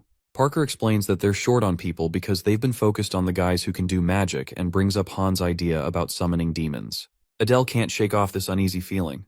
She's starting to question if the academy is really mixed up in dark magic and if the necromancy department is behind it. She remembers that Han teamed up with Parker's crew back in his first year, and now she's worried he might still have ties to those necromancers. That thought really freaks her out, especially when she considers that the dark mage Han kicked out of the baobab tree might have been part of some bigger scheme to trick them all. Han thinks the ritual is a bit tricky but doable and offers to help out. Parker smirked, knowing Han would come through, and felt a sense of relief. Han starts naming what they need, and Parker chimes in that they've got everything except the medium, which is why he's here. Adele can't believe how laid back everyone is about it. She's curious about what the whole medium thing is, and Parker just brushes it off, calling it some lame magic. Then he drops the bomb that it's actually for summoning demons and that they need a strong human host. Strengthening the boss wasn't just for kicks. They're on the lookout for a powerful mage, preferably with some holy blood. Parker says Han always makes things way easier. Han extends his hand for a shake with Parker and casually mentions that it might be a good time for them to team up again. As soon as Parker grabbed his hand, Han zapped him with a jolt of electricity, sending Parker tumbling to the ground, shocked. Parker yelled in pain, asking what the heck Han was doing. Han just laughed and said it was pretty dumb to think they could work together after everything that went down. He reminded Parker how close he was to getting caught in his plan, and pointed out the 2 big screw-ups he made. Trusting Han too much and totally underestimating him. Han pulled out a wand and zapped Parker with a painful jolt of electricity. Parker struggled to get up, dark energy crackling around him, and snapped at Han, questioning if he really had the guts to betray him. Parker's anger boiled over as he accused Han of thinking he could just bail because he got moved to the magic department. He unleashed a powerful spell, yelling that Han would be the next sacrifice. Han barely managed to dodge it, shocked at how fast Parker was. Once he got back on his feet, Adele hurried over to check on him. She was super worried he might be getting back into dark magic. She mentioned that if it was true, she would have taken him out herself. Han didn't know whether to feel flattered or freaked out by that. He joked that at least it's nice to know she cares. Parker was still standing after getting hit by the lightning, and Adele realized just how strong he really was. Han notices it too. That kind of blast would take down anyone else. But Parker isn't just anyone. He's the main bad guy for a reason. Han tells Adele to take care of the necromancers that are after Solia and him. He knows Parker's locked onto him now and won't back off until it's finished. Adele nods and gets to work. Before either of them can make a move, Parker fires off a dark energy arrow aimed right at Han. He barely manages to throw up a shield in time, but the next blast is even stronger and wipes out the barrier completely. Han is feeling totally overwhelmed by Parker's power, and this isn't even his full strength. Parker didn't come to mess around. He came to win. A blast sends Han's wand flying, and before he can reach for it, Parker grabs him by the neck and lifts him up like he weighs nothing. Parker tells him to be careful and mentions that he knows too much and is starting to be a hassle. Han realized Parker was tough, but maybe his pet could turn things around. Basil unexpectedly zapped Parker from behind with a burst of flames. Parker freaked out, yelling and dropping Han before turning around to see what had just happened. The flames singed his clothes and totally caught him off guard. Han stood up cheering, looking super impressed by Basil's skills. A notification flashed on the screen saying Basil hit level 10 and unlocked a cool new skill called Maya Spike. It let him unleash fire and lightning within a meter without hurting himself. Han was surprised and told Basil to give the new move a shot. Without thinking twice, Basil shot out lightning spikes all around. One freaked out and yelled that he was crazy, saying everyone would have been toast if Solia hadn't gotten her shield up in time. Han dropped to the ground worn out and mumbled that he didn't realize the spell would drain him so much. Letting Basil go crazy was a mistake since he couldn't handle the pet's power once it got all hyped up. Parker walked right out of the flames and laughed at Han for calling himself a tamer, saying there was no way he'd fall for such weak tricks. Han couldn't believe Parker was still on his feet. Parker stepped closer, wand in hand, making it clear he wasn't giving up. He swore he'd make Han pay, no matter what it took. Just as Parker was about to deliver the final blow, someone whacked him on the head and knocked him out cold. Han looked up confused and saw a woman in a robe holding a shovel. She let out a sigh of relief and said she was lucky to have her granddad's trusty shovel with her. Pulling back her hood to show her face, she asked if Han was okay. He was mesmerized for a second, but then he just collapsed from exhaustion as the dungeon's toll hit him hard. After all that went down, the Necromancy and Dark Magic Club is on hold for now. Yoon Usher and the crew are getting some much-needed time to chill and heal up. Surprisingly, their project results are off the charts, scoring a perfect 100 out of 100. They're the only team in Professor Green's class to pull that off. Adele and Han didn't expect to grab this much attention. Their classmates were buzzing about a secret thing they discovered and couldn't stop talking about how brave they were. They even joked that Han was stealing the spotlight from Lee Han. Curious about all the chatter, Han started to wonder what the rumors were really about. After all those crazy days, Han finds himself in the underground prison of the academy. As he approaches a cell, the guy inside moves closer and says he heard someone was on their way, so he thought he'd take a look. When Parker sees Han, he demands to know why he's there and accuses him of making fun of him. Han keeps his cool and tells Parker he'll be getting out of prison soon. Parker loses it and says that's just ridiculous. Han asks if Parker's dad would really let him stay locked up and hints that he might even get cut off for causing a scene. Parker feels frustrated and questions why Han is present. Han gives him an envelope and mentions that his dad will bail him out to keep the family's name clean. He emphasizes that the family doesn't put up with anyone who brings shame to their honor. Han gets that Parker is just a scared kid. He might not be worried about dark magic, but the thought of being cut off from his family really freaks him out. When Parker opens the letter, his surprise is obvious. Han breaks it down for Parker, saying the letter's just a backup plan. If Parker gets into hot water again, he can whip it out and say some dark magic group is blackmailing him. It's all made up, but the symbols look pretty legit. Parker admits it does seem real. Han tells him it'll make him look like the victim and give his family a way to cover for him. When Parker asks why Han is helping him out, Han just smirks and drops a hint that it's coming from someone at the academy. Later on, our hero is chilling with Ernest and a lady in a robe. Ernest asks if he got the letter delivered, and Han confidently replies that he did thank him while sipping on some tea. The next day, Ernest calls for our boy and offers him an amazing reward, saying he'll grant any request. Han asks him to help Parker out with his current problem. Ernest is a bit taken aback since Parker leads the Dark Magic Club and is involved in the whole mess. He knows it's not something that can be fixed with just a slap on the wrist. Still, he gets that Han sees something good in Parker. Han goes on to say that Parker really thrives on revenge, and kicking him out might just push him deeper into the darkness. He thinks that if Ernest shows some understanding and helps him out, the Dark Magic Club could break apart, and Parker's skills could actually be put to good use. Han also points out that it's probably safer to keep Parker around, just in case he decides to seek revenge down the line. Ernest grins and tells Han that he might just be cut out to be a teacher. The lady introduces herself as Natalie, the one who saved Han from Parker's deadly plan. Han remembers her from the original story as this bright, lovable student that everyone adored. But just before he passed out, she showed up out of nowhere with a shovel among the necromancy students, which totally caught him off guard. Curious about her, he asks who she really is. Natalie admits she's just there to keep an eye on the dark magic club because the dean sent her. Han figures out she's a spy and starts to think that the necromancy department isn't really paying attention to dark magic studies. Ernest jumps in to say that keeping dark magic research under control helps stop students from screwing around with it. Natalie says she nearly freaked out during the whole demon summoning thing that Parker was in charge of. She admits she really needs Han's help to get her job done, and gives him a sweet thanks that makes him turn red. Han insists he's only helping out to save his own skin. Ernest tells Han that the International Magic Research Society wants him to represent Ardell Academy. Han tries to dodge it, saying the top students should be the ones to go instead. Ernest tells Han that he totally earned it after all the awesome work he's been doing lately. He mentions that Professor Grin even gave Han some extra bonus points on top of his perfect score, which leaves Han scratching his head. Then, Ernest drops the bomb that Han is actually ranked third in the department, just behind Lee and Adele. Han is pretty shocked while Natalie cheers him on. In his room, Han's still reeling, even when Basil goes for a playful bite on his head. He yells and starts pounding the wall, venting about all the annoying extra tasks he has to deal with. One asks if the competition is getting to Han. Han grumbles about not going for third place and how everything's just so annoying. One jokes that he's just unlucky and says Solia wouldn't be impressed with his vibe. Han shoots him a glare, so they agree to shut it for a bit. One then suggests checking out the dungeon reward to lighten the mood. Han pops open the chest and finds an egg inside. The system chimes in, saying it's Tia's egg, an A-rank item that hatches into some legendary creature.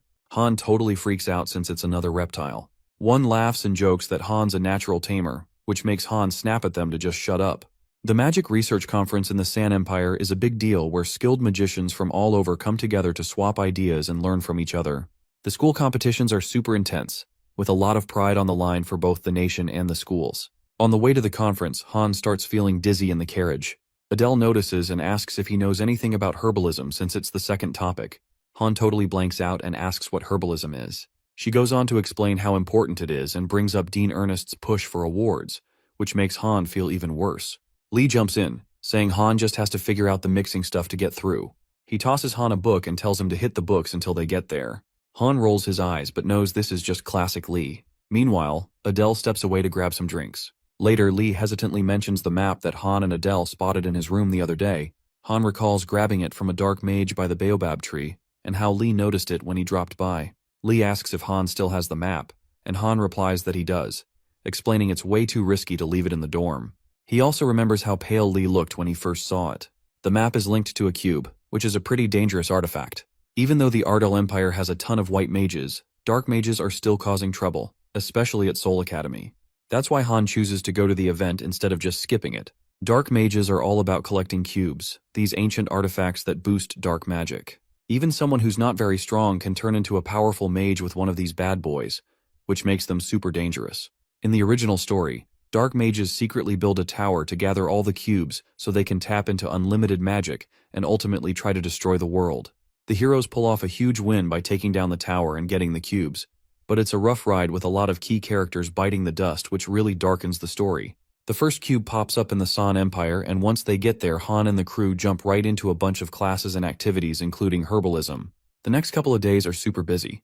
The night before the competition, Han's just chilling in his room, stretching and thinking about the big event. Ernest is all about pushing them to grab some awards, but since herbalism isn't really his jam, Han decides to just relax and take it easy.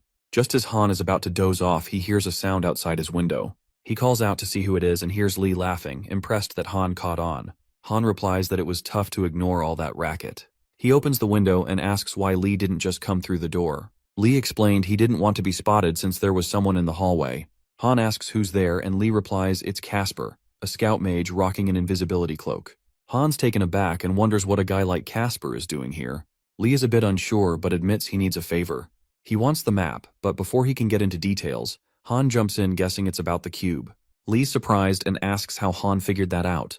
Han acts clueless, saying the map mentions a cube, assuming Lee already knows how important it is. A while back, Lee's parents locked up the power of the cube, but sadly dark mages took them out while trying to interfere. When Lee came across the map, it probably hit him that those dark mages were back in action. Now, he seems focused on picking up where his parents left off, and is determined to track down and protect the cubes.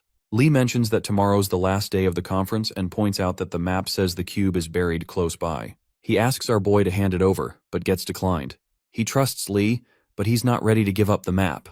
Our hero remembers how much Lee regretted losing the cube in the book, and figures it's better if he handles it himself to avoid any bigger issues down the line. Our boy tells Lee he's not going to give up the map, but is down to tag along. Lee isn't thrilled and argues that the cube is too risky and he doesn't want Han to get wrapped up in it. Han just shrugs and says he never backs down from a challenge. He admits he doesn't really understand the cube or what Lee's trying to do, but he promises he won't get in the way. Han points out to Lee that the map is his, so he's got to be in on the plan too. Lee's a bit taken aback but goes along with it. Han flashes a grin, but then Lee quickly reminds him they've got a competition tomorrow. Han looks a little puzzled when Lee says they'll tackle the important stuff after that. The next day, Han and the other two show up to the room like usual. He quietly watches Lee, who is planning to win the tournament so they cannot break into the magic department and steal the cube. Our boy is stunned when Lee mentions the Department of Magic and a map showing the cube hidden on the third basement floor. Getting in won't be easy with tight security. Han thinks a direct approach is too difficult, but Lee says there's another way. They need to win the tournament, which offers cash and a visit to the magic department. The basement is staff only though, and Han realizes Lee plans to use the visit to sneak in. Han suggests bringing Adele since sneaking in alone won't work. The tournament is team-based, and the tour allows 3 people, so it's easy to involve her without revealing the real plan. Lee agrees but feels it's risky and isn't sure Adele will join. Han's confident because she'd never back down from taking on dark mages. When the tournament day finally arrives, Han starts realizing he dragged Adele into this, but knows nothing about herbology himself. Even so, he decides to wing it and give it his best shot.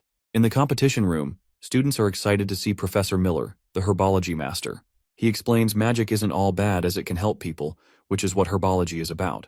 The professor shifts gears and starts talking about the rules. Every team has to create a potion that has never been seen before. The team that gets a perfect score from all the judges will win. Everyone begins thinking about how to create something truly impressive. For days, Han has been collecting ingredients, expecting something like this but finding it more intense than he thought. Winning the tournament is his best chance at the cube, so he stretches and gets to work. Adele is shocked Han barely understands the book Lee showed him and wonders how they'll impress the tough professors. Our boy just smiles because he has figured it out. Next move. When the professors try Ardell Academy's potion, they are blown away. Bruce Miller feels a rush of creativity. Another professor calls the potion incredible, and one feels like their inner child is back. As the mood lifts, ideas start flowing and their creativity peaks. The Ardell Academy crew makes a drink called the Potion of Art. Han adds herbs from the Senan Empire for a nice scent and creative twist. It is not practical but changes elemental magic into something artistic. Han says the potion turned into a bold and creative show instead of just a battle potion. Her excitement impresses the professors and the team gets into the Department of Magic. Professor says it has been a long time since students showed such creativity. The grand prize is a trip to the Department of Magic to improve their skills. The 3 of them follow the professor to the Civil Affairs office, where the staff helps with things like admissions and mage registration certificates. The spots Bruce is showing are so dull that they find it hard to even fake they are taking interest. Han tells the professor the tour was great but everyone's feeling tired and needs a break. The professor understands since the department building is massive. A teacher then calls him for help, so he asks the group to rest while he steps away. The trio exchange looks and rush toward their goal. Adele asks about the basement door, while Lee assures her it is handled and tells them to move faster before the guards show up. They know this is their only chance to find the cubes and escape. On the 3rd basement level, our hero is surprised they made it without getting caught. Lee gives teleportation scrolls to Adele and Han and explains that most guards are on the 4th level where the main vault is located. She asks about a 3rd scroll, but Lee says they are rare and expensive. He feels it is fair to give the scrolls to them because Han is in trouble, and Adele came along to fight the dark mages. When Lee sees something shining ahead, he moves to check it out. Adele follows him while Han wonders how Lee got the scrolls. As they approach a glowing vault, Lee steps on a wire that sets off an alarm. Red lights flash and sirens blare all around them. Adele tells them to retreat, but Han insists that the cube is inside. She asks how he knows, and our boy points to a screen that shows the start of the 2nd main episode of the 1st cube.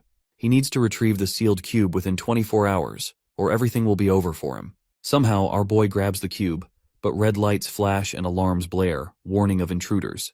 A voice announces an explosion spell will secure the vault. Han quickly tells everyone to run as the blast goes off. After escaping, Han is relieved but startled by approaching footsteps. It's Professor Divert, the math teacher from Ardon Academy. Confused, Han wonders why the professor is there. Our boy tells him they are lost, but the professor laughs, dismissing excuses. He sarcastically tells them to be grateful for finding the cube. Han asks in shock if the professor is a dark mage. The professor mocks the vault's weak security and reveals their plan to reclaim the cube. He notes how they've been struggling without their map, but are thrilled the students found the cube for them. With a grin, he asks if they'll step aside or face the consequences. A battle kicks off pretty quickly. The professor dominates Han's group with his dark magic and questions why they keep pushing when it's obvious they've hit their limit. Adele tries to defend herself with a mana shield but collapses shortly after. Lee rushes to her side while Han thinks about how the professor is spot on, and they barely hold their ground because their skills aren't good enough. Even though Han got pushed into the battle, he's glad he managed to grab the cube earlier. But getting past the professor with the cube feels like a lost cause. Thinking fast, he calls out to Lee and tosses the cube wrapped in the teleportation scroll they gave him. He tells them to take it and go. Adele hesitates as she worries about him, but Han snaps at her to leave. Reluctantly, she agrees, but not before warning him to come back safe or she'll kick his butt. The professor calls Han out, saying it's typical for someone as unpredictable as him to swipe the cube right before him. He won't let him go after all the chaos he's caused. As he moves his hand, it glows a dark purple, and suddenly a bunch of magical chains wrap around Han. Even though he has lost the cube, the professor casually mentions that he knows Han has the map with the locations of the other cubes. The professor pressures him to hand it over. Han cheekily says he doesn't have it, asking if the professor is sure he's not looking in the wrong place. The professor is annoyed and questions if Han has lost his mind, wondering why he's so fearless. Han just grins and says he completely trusts his partner. Basil appears behind the professor and prepares to unleash a breath attack. A huge wave of flames shoots toward the professor, making him let go of Han. Furious after getting hit by the flames, the professor turns his anger toward the dragon. Han finally sees the opportunity that Basil has opened up for him. It's his shot at taking out the professor, but he can't shake off the feeling that leaving this guy alive isn't an option. After breaking out of the vault with Basil, some dark mages start chasing him into the woods, firing spells his way. Han throws up a shield to protect himself. These mages are determined to stop him. He knows that if he keeps playing defense like this, he will hit a wall soon. And that wall hits him faster than he thought. Han's magic is running on empty, and he collapses to his knees. The damage from the professor's earlier attack is way worse than he expected. At this rate, he's about to be in big trouble. The dark mages conjure magical bows and arrows, and Han feels the tension. One of the arrows shoots straight at him, but Basil leaps in front to take the hit. Han's vision goes red, his thoughts racing. Even though Basil stands strong, the mages panic as the dragon launches a surprise attack. Flames quickly spread through that part of the forest. Han runs with Basil, knowing the little dragon is in danger because of him. Suddenly, a voice shouts to protect Agonist, and he spots Adele hiding behind a bush. Thinking they've lost the mages, Adele tries to calm Han and assures him they're safe now. She sighs, warning him not to pull a stunt like that again. Feeling guilty, Han explains he had no better plan. His mind races with worry for Basil, who took an arrow meant for him. Han regrets not tending to Basil's injury right away, but was too focused on escaping. He knows even a dragon can die if its heart is pierced. Overwhelmed with hopelessness, fragments of memories echo in his mind. He reflects on his fate, feeling it's already set in stone.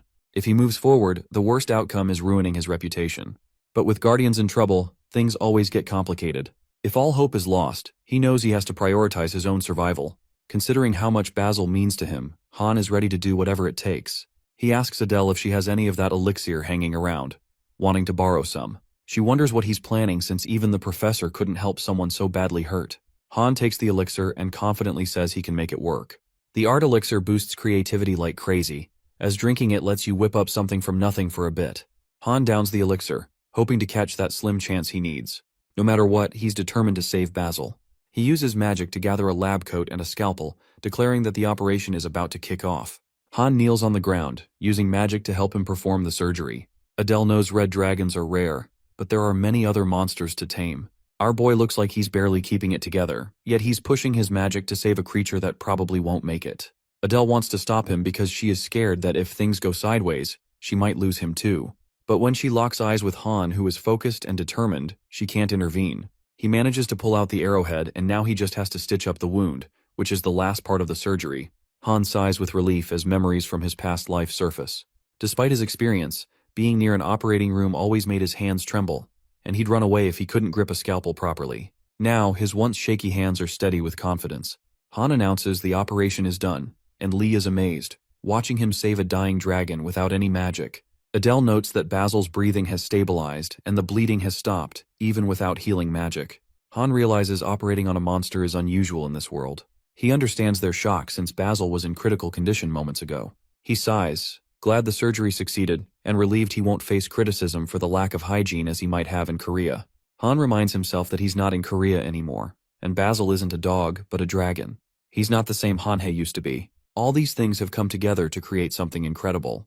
A notification pops up informing that the healing light has been successfully applied and kicking off the effects. A faint glow appears over his pet, which comforts him. He begs for his dragon to survive and then collapses, leaving everyone worried. After blacking out, Han wakes up staring at a ceiling he recognizes. He's been out cold for a few days and is now in the infirmary at Ardell Academy. Adele tells him that the school has dealt with the situation. But it's hard to stop the rumors flying around. People are saying that the top students got attacked, and it might be tied to the recent chaos caused by dark mages. Han whispers that the rumors hit pretty close to home. Han believes the adults are handling the fallout on their own, and decides not to worry about it anymore, since he is not a kid now. Lee arrives with the cube and explains that dark mages, the Department of Magic, and other academies are searching for it. Adele mentions they worked hard to obtain it and have no intention of giving it up. Lee agrees but informs him there will be a hearing at the Department of Magic. Han feels surprised and sighs as he holds the cube, determined not to give it to anyone. A week later, Louis Maxwell from the Department of Magic demands strict punishment for the students accused of breaking into their base. Another professor defends them by saying it must be a misunderstanding. Louis questions Bruce, asking if smashing vaults to pieces can really be called a misunderstanding. Bruce insists it was just a careless mistake and suggests giving the students a warning. Louis disagrees, saying they need to address this now before it escalates. He asks the students what they took. Han stays calm, knowing the department has no idea what was inside since only the vault's owner knows. Han's plan is simply to deny everything and claim the vault broke by accident. The professor gets angry at their ridiculous excuse. Han repeats that they got lost, used a detection spell to find the exit, and accidentally broke into the vault. The professor, frustrated, tells the judge the vault is empty, property is damaged, and items are missing from the third basement floor. He argues the students are the only outsiders, so they must be responsible. The judge says they need to wait for the vault's owner, who has been called as a witness. Suddenly the doors swing open and everyone is shocked to see Headmaster Ernest. He remarks that his students seem to have caused some trouble. A confused young professor insists this matter is under the Department of Magic's control. The headmaster responds that he needs to be involved since he owns the vault. Han recalls that Headmaster Ernest started collecting and sealing the cubes at the Soul Academy. He has no clue that the headmaster has stashed the cube away in the vault of the Department of Magic. The headmaster mentioned that the kids only went down to the vault because he told them to, but they often get lost when they accidentally find it. They hurry to get the cubes back since they're just kids and mistakes like that always happen. Ernest hands the list of missing stuff to the judge to prove it's his, and Louis is shocked when it all turns out to be true. Since everything is cleared up, the judge says the students will receive a 7th level penalty from the Magic Department, a letter of apology, and 30 hours of community service. The judge asks Louis if he has any objections, and if not, the final decision is made. Han talks to the headmaster, who says he won't ask any questions and hands him a letter. Our hero is curious if the headmaster knows about the cubes and why he's letting them off the hook without digging deeper. But he's also eager to learn how much the headmaster knows. As Han opens the paper to read it, Ernest mentions that Professor Divert has suddenly vanished from campus after attending a conference and hasn't returned. The headmaster asks if he knows anything about it, because the academy failed by not recognizing Divert's true nature sooner. He asks if Han has been dealing with the professor and how he managed to survive. Han says he survived because of his role as a tamer, and credits everything to his partner, Basil. Ernest says it was really Han's talent that made it possible and insists it is not just flattery, but genuine belief. Once he deciphers the note, he will determine if he has been too optimistic about Han. Han spots the paper and starts thinking it might be some kind of code. Ernest explains that he found the note on Divert's bookshelf. As always, the professor writes in confusing arithmetic codes that Han struggles to understand. The headmaster believes Han might be the one to figure it out. Han thinks the dark mage professor's code might lead to another cube and asks for time to investigate. The headmaster feels proud of Han's determination and grows more confident in his abilities. Yoon asks Lee about his project with Han after everything that happened. Lee admits he does not trust Han, saying he seems a bit off. She teases him about how often people ask about Han, joking if he has already spilled all his secrets. When Lee wonders who leaked that info, she points to the crystal ball, saying Biolnim is the source. Lee brushes it off, deciding it is fine to share some details since he got clear advice about the cube. He recalls finding Han suspicious during their first year, and would not be shocked if he turned into a dark mage. But after spending more time with him, Lee feels he cannot be all that bad unless betrayal is involved. Yoon agrees and asks if he wants to check if the prophecy about Han is still on track. She jokes about bread, saying she is happy to help such a good-looking guy, and informs Lee to watch upcoming events. She promises to bring fresh bread daily, hinting that Byulnim says something unusual is coming. On the other side, Adele complains about the exhausting 30 hours of community service. Han asks her if that's truly what they have to do. She snaps that he should be helping with the cleaning instead of focusing so much on an egg all day. Han defends himself, saying that taking proper care of it will ensure it grows strong and healthy. Suddenly, Wan bursts into the room to share the latest buzz about the monster in the specimen room is back. He even assures them that this time it's totally true. Han recalls stories about the monster, which started with someone panicking over monsters in the specimen room, like an old-school ghost story. Younger students spread rumors, claiming it's not a small creature, and even saying a student died. With no proof, it was dismissed as a rumor, leaving Lilil embarrassed after confronting the professor. Han then gets a notification about Episode 3 on Drake, confirming his suspicions. Drake's main skill is stealth, making it invisible even to teachers. Some students can see it, while others remain unaware, perfectly explaining how Drake stays hidden. One mentions that Lilil's visit to the professor made a huge fuss, and students started doing some pretty wild stuff. He says people are saying the monster is a Drake, which sounds ridiculous to him. Han is intrigued by that sharp guess. But if they could catch the monster, its skin and blood would sell for a fortune. That's why students are getting together to hunt it. Han rolls his eyes at all this, calling it just a silly rumor. He wonders who in their right mind would buy into this and join in on such a foolish act. When Han steps into the classroom, he feels annoyed because there seem to be more foolish people at the school than he thought. One guy is trying to excite everyone about hunting a Drake by saying they could earn extra credits and possibly advance directly to the third year. Our boy thinks these students are being ridiculous because Drake is not an easy opponent. Then a boy named Derek walks up to Solia and asks if she wants to join their hunting group. Han immediately understands Derek's intentions, and is sure Solia will not agree because she does not need money or grades. To Han's surprise, Solia considers the idea and decides to join, leaving him feeling uneasy. Another student tells Derek to stop joking, pointing out Solia's confusion. He questions why someone like her wants to join a hunting group, but she insists she's serious and asks to join. Han wonders if Solia has lost her mind. He recalls the Drake hunting group from the original story, where Derek led clueless students on a wild adventure. Solia wasn't part of it then, leaving Han to wonder how things will unfold, especially since none of those groups ever returned. As the light of the sunset fills the room, Solia writes while reflecting on her dad's lessons that magic requires a good heart and a strong will. He built up their family's name with magic, and his words always stuck with her. Now that their family's reputation is shot, Solia wonders if she can live up to his hopes.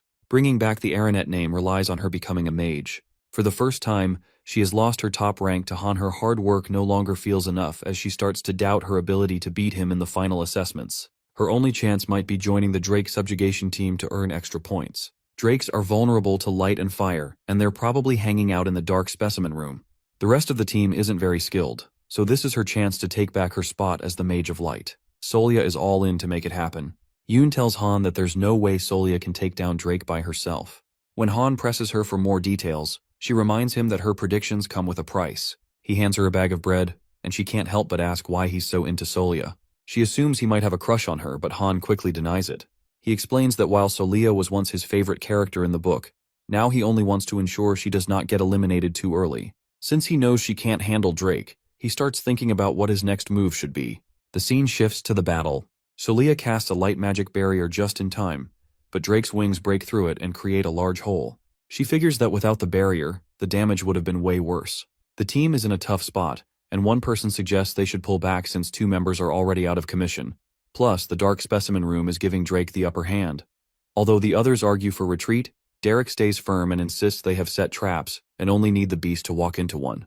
Another teammate speaks up and points out that the creature appears to be avoiding the traps as if it knows their locations. Derek shakes his head, insisting it doesn't add up because Drake shouldn't be that smart. The group starts to argue, and their focus is totally broken. Drake sees his chance and charges right at them, launching an attack. Derek gets knocked down, confused, and tries to process what's going on. He has a hunch that someone's pulling Drake's strings, and he's spot on. Hidden in the shadows is Hughes Stainer, a fifth-year tamer. Taking advantage of the professor's not paying attention, Hughes has set up shop in the specimen room for his scheme. Hughes thinks the mages of Ardell Academy are total idiots and holds them responsible for wiping out the Dark Mage group during that big magical war 15 years ago, which ended up costing him his dad. Now he's got revenge on his mind and can't wait to make the Academy quake in fear. Solia is the last one left standing and knows she can't do it all on her own. But she's not about to throw in the towel. She channels all the magic she has left into a light spell, raising her wand and hoping for help. A voice calls out from behind Solia, asking if she's lost her mind. It's Han, who quickly picks her up and tells her to save her magic. With everyone else down, she's the only one with light magic that can actually fight. He tells her to stay on guard. Ignoring him completely, Solia asks when he showed up. Han watches Drake's moves and sees they're too sharp to be natural. He thinks another tamer might be pulling the strings and decides to test his skills. Han suddenly tosses something at the beast and tells it to eat. The creature snaps it up immediately, leaving Hughes confused and scratching his head about why he lost control. Han smirks, knowing a thing or two about taming. Drakes have this instinct to bite anything moving while they're eating. Drake looks a bit woozy from the orb and Han chuckles while wondering about its taste. As the monster wobbles, Han takes advantage of the moment and shouts to Solia to aim for Drake's heart. Solia grips her wand tightly, channeling her magic into it. A bright light flickers at the tip as she smacks the confused Drake right on. Hughes watches fuming as he loses his grip on the creature. With no one controlling it, the monster goes wild and puts Hughes at risk. In desperation, he decides to use dark magic to force it into submission, even though it takes a heavy toll on him.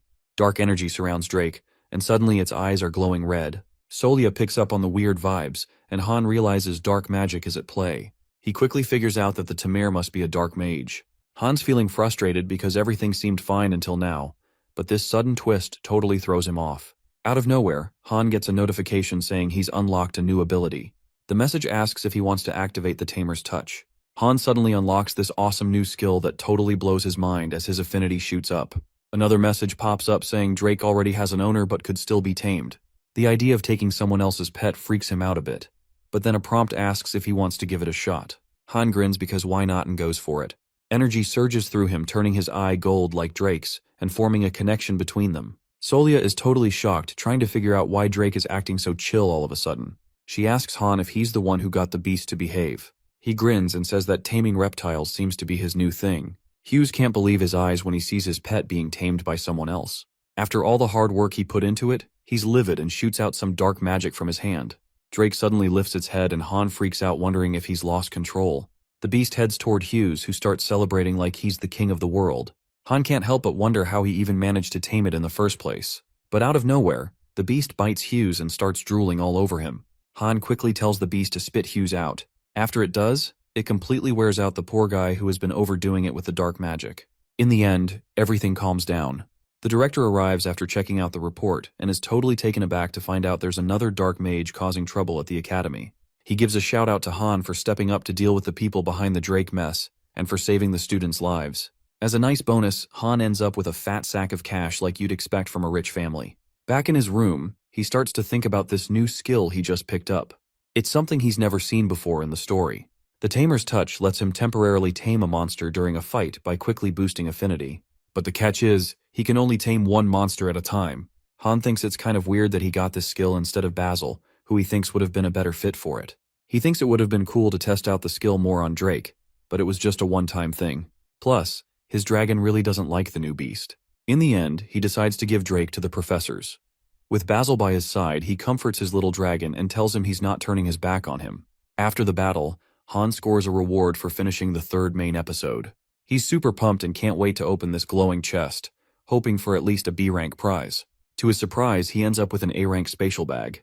He snatches it up and is totally stoked because getting one of these bags would normally cost way more than just a few gold coins. Then a new notification pops up telling him he's getting an extra reward for keeping casualties low. The message says he should check inside the bag to claim it. He's taken aback but starts to get what they mean. In the original novel, nobody made it out alive. But that's not the case this time, since even the seriously injured students pulled through. Han tips the bag upside down, dumping the extra reward onto the table. He spots a folded red card and picks it up. Once he takes a closer look, he sees that it's filled with math formulas. He quickly realizes it's the stuff the math professor always includes in the exam. Looking at the paper more closely, he suddenly gets a sense of déjà vu with the formula on it. Out of the blue it clicks and he gasps, waking Basil from his nap. He sets the red paper next to another note from Director Ernest and notices they're pretty similar. He had managed to decode most of the notes, but he was stuck on the last part. For a while now, Han has been trying to figure out if the symbols need decoding, or if he just needs to solve some equations thanks to the professor's confusing math lessons. After looking over the new paper, Han finally gets that he has to crunch the numbers that the symbols stand for. After a bunch of sleepless nights, he finally cracks the code. The numbers seem to point to a spot. Room 205, a classroom for necromancers. He waits until the place is clear, then pushes the door open and steps into the dim room. As he moves cautiously around, he spots cabinet number 14, and it's actually open. Checking the academy's student list, he finds out that the student who used this cabinet vanished ages ago without a trace. Opening cabinet 14. Han finds what he suspected all along, a glowing object that turns out to be another cube. It dawns on him that the professor had gotten this cube from some dark mages and stashed it away. He quickly puts it in his bag, feeling a mix of relief and stress about keeping it safe all by himself. To lay low and avoid any attention, he decides to keep quiet for a few days. But his plans get thrown off when Yoon won't stop hunting for him. Our hero is getting pretty annoyed with her always tagging along. She pouts because he keeps turning down her requests for a date. Han straight up tells her he's just not interested. She playfully asks if it's because he's into Solia instead, which totally catches him off guard, and he wants to know where that even came from. Then, she switches gears, putting her hands together and asking him in the cutest way to join her. That's when Han realizes she's trying to drag him into this astrology contest hosted by the theology department. She's telling him about this contest that's all about basic astrology, and that the prize is 3 theology credits, which could really help boost his grades. Han is kind of tempted because getting credits from another department means he can skip 1 class next semester, and that would help him avoid dealing with Professor Grint's awful class. Yoon is trying to convince him by saying she's the best in the theology department and promises to make it super easy for him. He hesitates for a moment, but in the end he goes for it, swayed by how good the benefits sound. He's hanging out with Yoon, diving into some theology stuff. When the day of the astrology contest rolls around, he's feeling all tense and off. Out of nowhere, Yoon tells him to check something out quickly. When he looks at the jury, he's totally floored to see someone who looks just like him, but with different hair color. Han discovers that the stern judge is really his older brother, Han Si-hyuk. If he had known this, he would have avoided the competition. Si-hyuk always wears sharp black clothes and is well respected in the magic community. He started studying astrology at age 12 and is now the top prophet of the Ardell Empire, having followed a successful path since the beginning. Han Si-hyuk is the legitimate son of Count Hesso. Si-hyuk, on the other hand, is an illegitimate son who faced discrimination growing up. Because of this, Si-hyuk feels inferior and holds resentment toward his younger brother. This situation is understandable since Han often tried to humiliate Si-hyuk. At the beginning of the light novel, Han Si-hyuk often makes hurtful comments as the antagonist. Even now, as he looks at Si-hyuk, Han wonders if Si-hyuk sees his younger brother the way he should. But he doesn't. Si-hyuk is becoming a respected prophet, breaking free from his family's shadows and his status as an illegitimate child. Right now, he doesn't feel happy to see his older brother. He sighs, hoping his brother won't be petty and give him a low score. He wouldn't mind if it only affected him, but Yoon is on his team, and it wouldn't be fair to penalize her. However, Yoon is excited and encourages Han to do his best. Han knows that is all he can do. All the groups sit at their tables and fill out the questionnaire. After that, they showcase their demonstrations using the crystal ball and levitation spells. This keeps the time moving quickly. At some point, Si-hyuk asks an organizer why the magic seems so advanced, and whether the answers to the questionnaire have been shared. She explains that the questions come from an outside contractor at the Department of Magic, making a leak very unlikely. She understands his concerns about the high score, but reminds him that Yoon is the best second-year theology student. This means her magic partner could also gain from this. She asks Si-hyuk to set aside his doubts and go ahead with the awards. Even though he is unsure, the organizer goes on stage to announce the winners. The team that won first place in the astrology contest is Yoon from the Department of Theology and Han from the Department of Magic. When they hear the announcement, they celebrate happily. Yoon grabs Han's arm and joyfully says that she told him they would win. Han thanked Yoon for helping him identify an object in a box. He was grateful that everything turned out well. The hero learned that astrology involves math-based analysis of planetary positions, which makes it easier for him to study. On their way to the stage, Yoon joked that Han must be a genius, and suggested he join the Department of Theology. Han appreciated the compliment but said he worked hard to get into the Department of Magic. After the award ceremony, the organizer gives out certificates and trophies. She tells Han that Si-hyuk wants to speak with him in private. Afterward, Han goes to a room and drinks tea. He wonders if Si-hyuk was originally in this episode. Han remembers that Si-hyuk is a supporting character who didn't get much attention in the original story. This leaves Han uncertain about what will happen next, especially since Si-hyuk often has bad intentions. Si-hyuk enters the room. Han asks him what he wants. Si-hyuk sits down and says he has some advice. Han is surprised because he expects insults instead of advice. Si-hyuk accuses him of using tricks to get what he wants. He warns Han not to be arrogant, saying he is too old for leniency now. Our boy is annoyed because things are going just as he expected. He wonders how old Si-hyuk thinks he is to act so full of himself. His arrogance matches his face perfectly. Frustrated, Han tells him to get to the point. Sehyuk tells Han to stay informed about the Kastika family during summer vacation. Han is surprised and asks why this is coming up, but Sehyuk won't explain.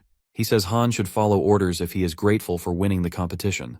This annoys Han even more because Sehyuk acts like he gave him the prize instead of considering that he and Yoon earned it. Sehyuk ends the conversation and tells Han to leave. Han stands up and realizes Sehyuk is kicking him out as soon as he is done speaking. A few days pass, and the first semester final exams finish, with vacation coming soon. Han throws aside a book about magical practices. He wants to forget about it. He has earned enough credits from the astrology competition, so he will skip Professor Grint's classes in the second semester. Adele walks into Han's room and asks how his exams went. Noticing the suitcases beside him, she asks about them. Han explains that he is planning to go home for the holidays. Curious, Adele asks if he is back on good terms with his family. She says it is great to see things getting better. Han doesn't want to share that he and his family aren't getting along, and that he will stay with the Kastika family. He remembers he is going home because of his older brother, Sehyuk, who insisted on it. He then asks Adele if she is going home too. She replies that her family wouldn't be happy to see her, so she will stay in the dormitory. Han isn't sure if Adele is telling the truth because no one talks about her family, and she lives alone. While saying goodbye, he promises to see her after the holidays. After a smooth train ride home, Han arrives at a large white building. He is amazed by the wealth of the original Han, and wonders why he focused on dark magic instead of enjoying a peaceful life. Han bows to the butler and says he is back. The butler asks him to wait and explains that his father ordered him to deny entry without permission. Han thinks about how his father is treating him this way after a year and a half. The afternoon flies by, and before Han knows it, sunset is here while he's sitting on the steps by the entrance. A couple of maids walk by and notice he's still waiting there, surprised he hasn't moved on yet. One of them jokes about how determined he is, saying that she'd have found another spot by now. Just then, the door behind him swings open. He turns around hoping it's his dad approaching. He greets him and invites him inside. Han is taken aback, thinking it's a bit sudden to be let in like this. Inside the giant mansion, Han is sitting at a table that's about the size of his entire dorm room. Count is going on about how he heard the Minister of Magic is in some kind of scandal and wants all the juicy details. Han figures out that's why he was left outside. His dad thinks he's mixed up in it and is punishing him, even though Han hoped his better grades would lighten the Count's mood.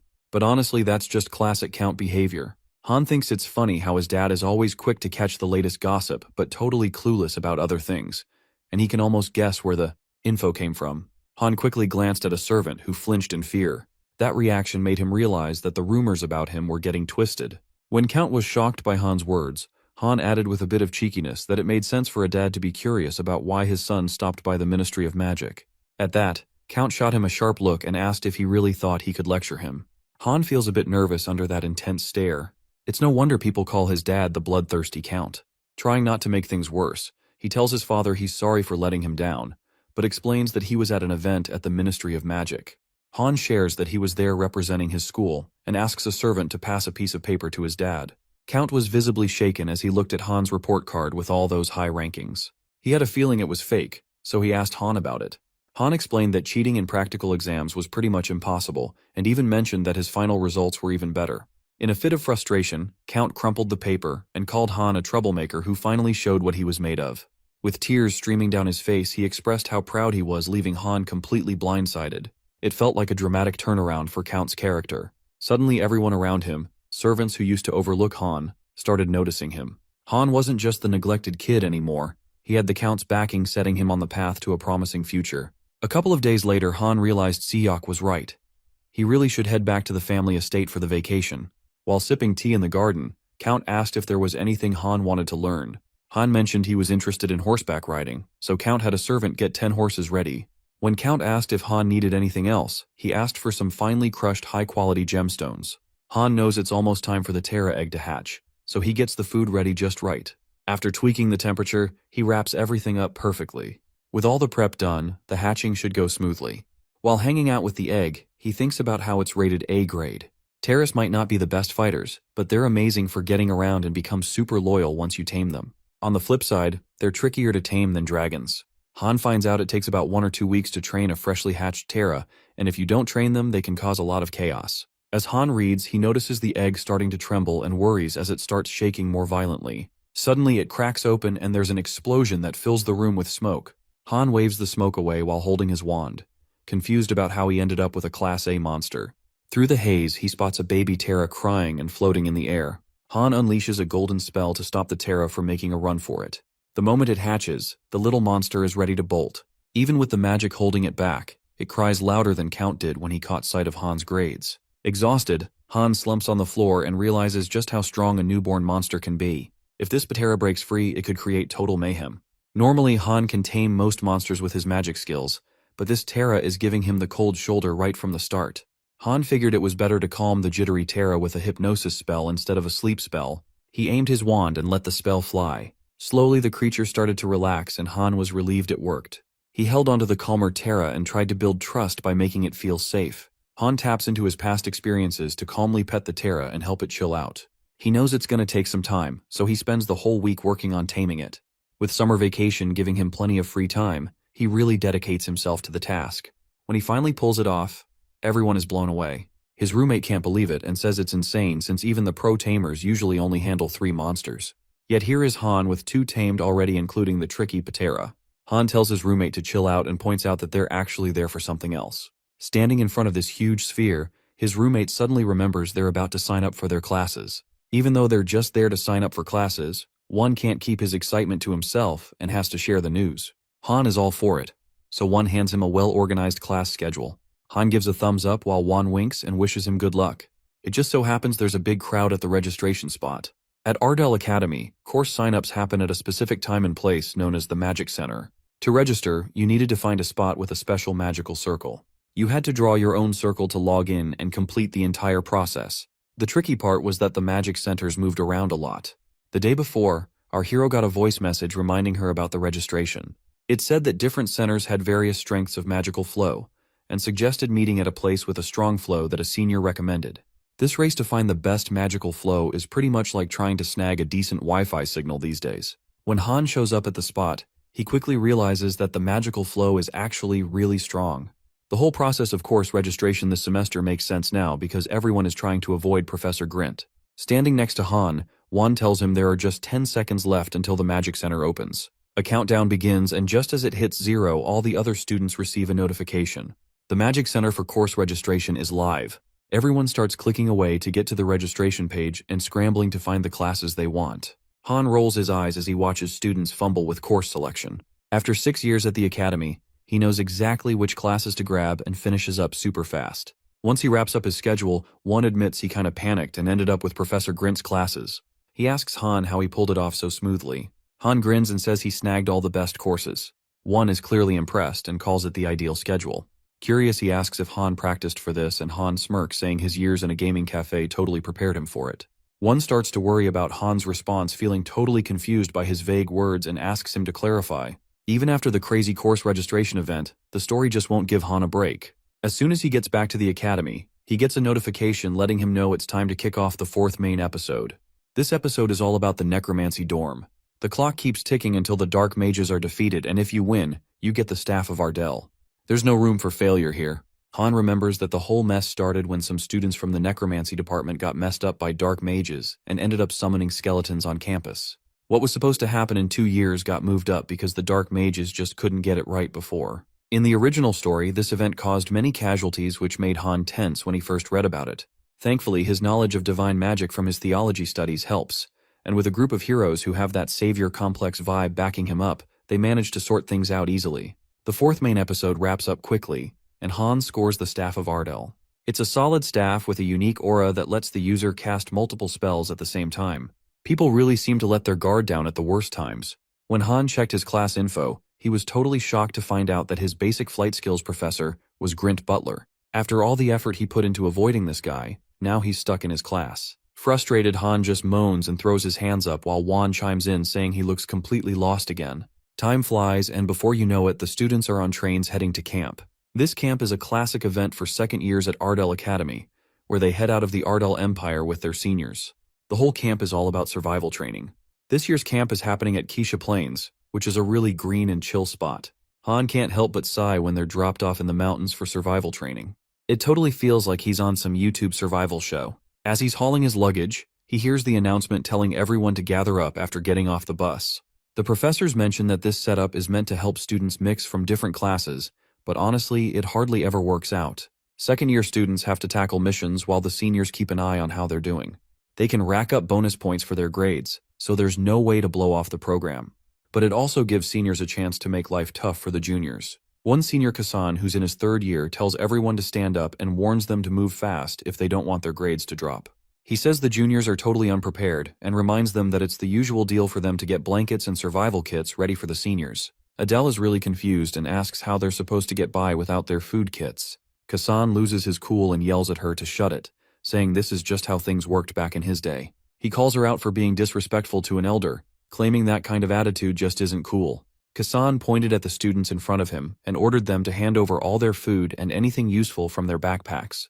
The students looked scared and quickly complied. Pleased with their response, Kasan told everyone to hurry up and warned them to keep acting like this, or risk getting lower grades and even being sent home.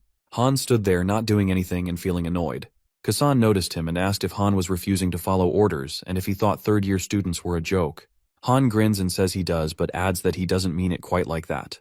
He just thinks the seniors' antics are a bit amusing. Our boy gets that the third-year student isn't a total jerk and has no valid reason to pick on the younger kids. But this year's second years are something else, including all the main characters from the novel. Kasan probably feels frustrated dealing with these impressive newcomers. He can't help but mock Han, questioning how he has the nerve to act all high and mighty when he barely scraped by his first year. Kasan digs in deeper, asking if Han's newfound attitude is because of who his family is and whether his dad is being nice to him now after ditching him. Han can't get over how well his dad treats him, so he's not cool with what Kasan says. Kasan's fuming, but Han reminds him that the director talked about how teamwork matters before their trip. He warns Kasan that his actions are against that, and that the dean will probably call him in when they return. Kasan's so mad that he grabs Han's hands to grab him. But just then, Han's pet dragon jumps in and bites Kasan's hand, making him scream. Han quickly pulls his angry pet back while it glares at Kasan. With his hand hurt, Kasan gets sent to the medical office, and as he leaves, he threatens to get revenge if he gets a scar. Our boy is messing around, petting Basil's head and making fun of Kasan in his mind. Some second-year students come over to Han and ask if they should start packing. Han steps up and tells everyone to gather their stuff and return to the tents. Meanwhile, in the third-year tent, Kasan is venting about Han, but a student warns him not to push it too far and suggests he help hand out supplies to the second years. Kasan isn't happy with our hero's potential success and spots the backpacks that Reveni is organizing. He asks if they're from Han's group, and when he gets the nod, he grabs a backpack and goes off on a rant about how Han needs to learn some respect for his elders. Kasan starts dumping the supplies, claiming Han doesn't deserve food or water. Reveni gets anxious and points out that 5 people can't possibly survive on just 1 bottle of water, wondering if Kasan's lost it. Kason then fires back, asking if Reveni is siding with the second year. Reveni keeps stressing about the dwindling supplies, but Kasan just brushes him off, saying that's how he feels, and that arrogant people must experience some tough times. After messing up Han's group's stuff, Kasan hopes they'll have a rough go of it. The next day rolls around, and the students have to make it through 6 days without any issues to pass. If anyone gets seriously hurt or needs to head back to base, it's game over. Han's group takes a break in the forest, and one mentions that the supply backpack feels pretty light. They only found a water bottle, rope, photo, and absorption stone when they checked. Han gets annoyed and wonders how they're supposed to last 6 days with so little. Then he chuckles wryly, realizing it's really on him. Adele chimes in, saying trouble always seems to find her when she's around him, which feels a bit too coincidental. Han tells her to stop saying that and reminds her of all the good stuff she's picked up from him. Natalia and One jump in to keep everyone's spirits up and encourage the group to give their all. The group keeps moving and comes to a fork in the path. Han suggests taking the left route, but Juan raises an eyebrow and warns everyone to be careful since they're unfamiliar with the area. Han insists he's got this under control, but he's not mentioning that Professor Ernest had called him earlier to fill him in on some stuff. He also casually drops that he's read a book about the area because he found it interesting. Natalia gets all excited about what he said, and Juan gives him props for always knowing random facts. At first, Han thinks everything's on track, but by sunset, one person starts feeling dizzy, saying it feels like they're just going in circles. Someone else points out that the grass and trees all look the same. Han begins to get worried, questioning his choice to go left. Back at the tent, a guy named Reveni is worried. He asks Kasan if he took the monitoring stone from Han's group's backpack. When Reveni sees the stone in Kasan's hand, he tries to say it wasn't on purpose. He is sweating now because he knows he grabbed it while taking their food. He starts to panic and says he does not want the group to get lost. Reveni says the monitoring stone is very important because it is the main way students stay safe at camp. Without it, they will not be able to get help if something goes wrong. He wants to know what they're gonna do about it. Kasan gets annoyed and asks Reveni what he expects him to do. He's shaking at the idea that their group is strong enough to find their way back. He won't risk going back and facing the embarrassment of failure. So he decides to hang tight for 3 days and tells Reveni to chill during that time. He's hoping the group sorts things out themselves to avoid trouble for both. The best outcome would be for everyone to get out safely without drama. The next night, Han gets a notification for the 5th main episode, The Secret of Survival. His mission is to uncover the campsite's secrets within a week. He sighs but feels excited because a main episode usually means something big is coming. But he can't shake off the worry since his friends haven't eaten properly since the mission kicked off. They've been walking all day and are wiped out. To make things worse, they realize they've been going in circles because of some illusion magic messing with the terrain. Our guy starts to think that the magical illusions aren't just some natural trick like a mirage. He can't shake the feeling that the academy wouldn't put its students through this kind of torture on a camping trip. Feeling frustrated, he wonders which of his enemies might be behind it all. While the other dudes are having a blast around campfires with all their gear, his group is just trying to make it through. As he's lost in thought, he sees Juan pointing to a cave. Adele notices and asks if they've finally broken free from the illusion. Juan feels hopeful, thinking they might be able to find a place to hide and start a fire to stay dry from the rain. But then, they hear a noise out of nowhere, and a huge boar with glowing red eyes walks out of the cave. That's when they all realize that the beast already claims this cave. The boar is just standing at the mouth of the cave, glaring at the group and snorting while stomping its feet, clearly telling them to back off. Han notices the boar's anger and opens his backpack to show off Basil, jokingly calling it a big pig. He asks if they can take the thing down. He tells Basil to go for it and the little dragon charges at the boar. Basil is young, but he is a legendary dragon who can handle most mages, so Han feels confident they will not have any trouble with a boar. Suddenly the boar knocks Basil back and sends him flying. Han's proud look disappears, and he's left wondering what happened. He rushes over to Basil, urging him to get back up. Basil looks a bit dazed and has a bruise on his forehead. Han encourages him to stand up again. Adele is quietly watching them before she shifts her focus to the boar. She pulls out her sword, thinking that Basil might not take this fight.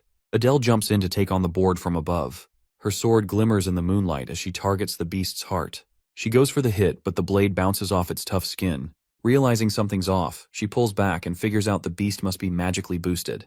One freaks out and asks how a creature like that even exists in the forest. Han's just as confused. With no other options, Han turns to Basil and asks if he's feeling better. He pushes the dragon to give it another shot. Basil looks hesitant, wondering why they should try again after the last failure. Han thinks they need to switch things up and suggests a technique they've been practicing recently. Basil perks up at the mention of the new technique. Usually his breath is used for wide attacks, but they've been training to focus it on a single spot. Concentrated strikes are way more powerful. Han didn't expect to put this to the test so soon, but he figured they might as well go for it. He tells Basil to show what they've been working on. The little dragon focuses and channels his new attack. Once ready, he unleashes flames mixed with lightning at the boar. The fire sparks attack completely engulfs the giant pig, reducing it to ashes. When the powerful attack fades away, the boar falls to the ground completely roasted. Natalia and One look at the boar and wonder if a baby monster could really hit that hard. Natalia gives a shout out to Basil and says he is not just any baby dragon. That makes the little guy smile big. At the same time, our boy asks the group if they can smell that. He starts drooling and gets all excited about having roasted pork for dinner tonight. Despite being the one who hunted the boar, he takes on the task of butchering it to prepare the meat for the group. He knows he's the only one in the group who studied anatomy and grumbles while cutting the pork. Feeling down, he can't help but think about how his studies led him to this whole butchering pig situation. Later, he heads to the campfire and asks if the food's ready. Natalia chimes in, saying Basil was the one who got the fire going. The group sticks the skewers of pork over the flames. As the pork starts sizzling, Han grabs a skewer and eagerly asks if they can dig in. Everyone happily agrees. One takes the first bite, gets emotional, and says he thought they were stuck, but now it feels like they're surviving. Han realizes they've been out all day without decent food or water, and he can only imagine how wiped out One must be. After they grab a bite, Han tells everyone to chill and offers to scout while the rest set up their sleeping bags by the fire. Later in the cave, Han starts mulling over their next moves. He figures the academy won't realize they're missing for a while, maybe a week before anyone starts searching for them. He's worried about running into more of those illusion traps or magic beasts like that boar they dealt with. Feeling a bit lost, he lets out a sigh. Adele comes over and asks what's on his mind. He wonders why she followed him, and she says she couldn't sleep. While Han's deep in thought, Adele points at the sky and suggests they look. There's this spot in the cave where you can see the starry sky, and shooting stars fall all around. She mentions that the stars remind her of something, and asks if he knows that magic reflects who a person is inside. As an earth mage and a commoner, She wonders if she's connected to the ground more than the sky. Then she asks Han why he decided to be a tamer, especially since it's not a very popular job. Han knows the real reason is that he was a vet in his past life and ended up in this novel, but he can't say that. So, he just throws out a lame excuse about wanting to chill and let others take charge. Adele teases him about why he always gets Basil to do things for him. After the joke, she shoots him a look that means something while Han thinks about how magic seems to find those who want it. It's just how the world works. This makes him wonder why Adele has such a strong ability, almost as strong as the main character in his story. Adele tells Han about her backstory and how she became a mage. She tells him that when she was a kid, the earth swallowed her whole village just like that. People started throwing around theories about a hidden black mage or some curse, but honestly, that didn't matter to her. What hit her hard was that all those innocent villagers vanished in a single day, and she was left all alone. Han finally feels like everything is clicking into place. He gets why Adele never talked about her family in the original story, why she doesn't have a place to go home during breaks, why she trains by herself, and why she feels like she has no other choice. But he also realizes she's way too impatient to hit her goals. Just as he's about to step in and lend a hand, he hears a weird cracking noise. Looking down, he notices a crack spreading out beneath him. The crack spread fast and pretty much covered the entire cave floor. Suddenly the ground gives way, and they both go tumbling down. Han gets up, still feeling a bit woozy. Adele is already on her feet and starts talking about those weird lights they saw before they passed out. Han recognizes them and recalls the strange note Li-Han found in the secret passage. He asks Adele if she remembers that, pointing out how the lights look like the ruins from that spot. Adele jumps a little as she remembers how Li-Han came across it while looking for clues about the black mages at school. They both quickly figure out what's going on. As they look around, they spot one of the cubes stuck in the chest of a stone golem. Han reaches for the cube, but the golem shudders and makes him worry it might wake up. Adele hopes it will stay still, but the golem starts to move. Han complains about their bad luck with the boar and the golem. He tells Adele they cannot win and asks what they should do. Adele tells him to stop overthinking it and grab her hand, which makes him blush. When he hesitates, she takes his hand and says they are escaping. The ground suddenly juts up and launches them back to the cave, but they slam their heads on the ceiling before finally landing safely. Our boy grumbles about their rough escape and asks why they hit the ceiling when there's an opening nearby. Adele looks annoyed and reminds him that she's the one who saved him. As the golem shakes the cave, Adele thinks about the worst-case scenario. A golem that's been asleep for ages, just crushing everything after being disturbed, and the cave is about to go down. They start running while Han says her story sounds pretty believable. They run into Juan and Natalia by the campfire. One asks why the ground is shaking, and our guy tells him there's no time to explain as everyone needs to make a break for it. But then Adele stops everyone and reminds them they're still wrapped in that illusion magic. One looks worried and asks what they should do. Adele suggests they tackle it head-on and reassures herself that the golem should be slower than they think. As the golem charges at them, Adele throws out a stone rush and flings rocks at it. The rocks hit but don't damage, making everyone frustrated about what to do next. Han says thanks to her out of nowhere, catching Adele off guard since she feels like she hasn't done anything. He explains that her words gave him an idea. If her magic doesn't work, then Basil's fire stuff won't work since a golem powered up by magic would shrug off any hit, even a firestorm. Han reaches out to Natalia for some backup. She hesitates, saying her attacks aren't as strong as Adele's, but Han insists it doesn't matter. He asks her to hit the golem with some water magic. Adele chimes in, arguing that stone creatures usually resist water, but Han reassures her that it'll work and asks her to trust him. Even though she's a bit uncertain, Natalia follows Han's plan. She casts Aqua Blast and soaks the golem like it's having a refreshing shower. She feels it didn't do much, but our hero thanks her and brings out his new sidekick, Petrera. The little dragon chirps and flaps its wings, its golden eyes sparkling confidently. Adele covers herself and wonders about the sudden brightness. Then, a cold wave spreads out and freezes the drenched golem solid. Han shares his new plan to freeze what can be broken and shatter it. He manages to freeze the golem, which cracks and breaks apart. He explains how freezing water expands and can even break the toughest rocks. Just as he's feeling relieved that his plan worked, he suddenly collapses. The rest of the group rushes over and he reassures them he's okay, just a bit worn out from using his magic too much. Adele then warns them about footsteps getting closer. A moment later, Kasan and Revani show up and stare at the broken golem. Everyone feels a sense of relief, but Han looks at them, asking if anyone has something to say. Kasan shakes as he puts his hands together and says he's sorry. He owns up to his mistake and admits he didn't think things would get so out of hand. He insists he didn't take the stone on purpose and has been worried about everything. Han looks at him, trying to decide if he should punish him. After a long exhale, he shoots Kasan a fierce look and tells him to forget it this time. But then he suggests that maybe kneeling could help lighten the mood a bit. Kasan gets caught off guard and asks our boy what's going on, but our boy tells him to hurry up and kneel.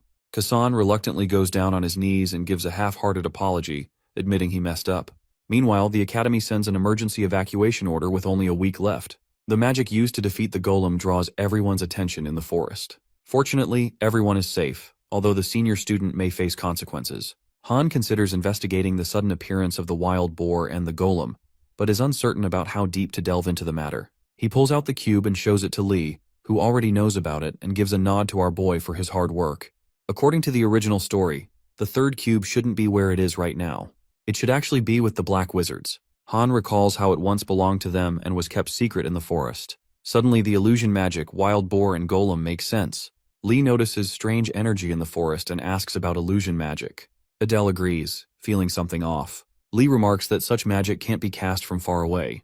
Adele realizes that whoever cast the spell must have been hanging out somewhere in the forest. This stresses our boy out because the Black Wizards are getting closer. At this rate, the cubes and their lives are in serious trouble. Out of nowhere, our hero remembers the timing of the 6th main episode involving Ardel's death squad that is supposed to keep the cubes safe from dark wizards. He figures that Lee was probably the one who originally set this group up.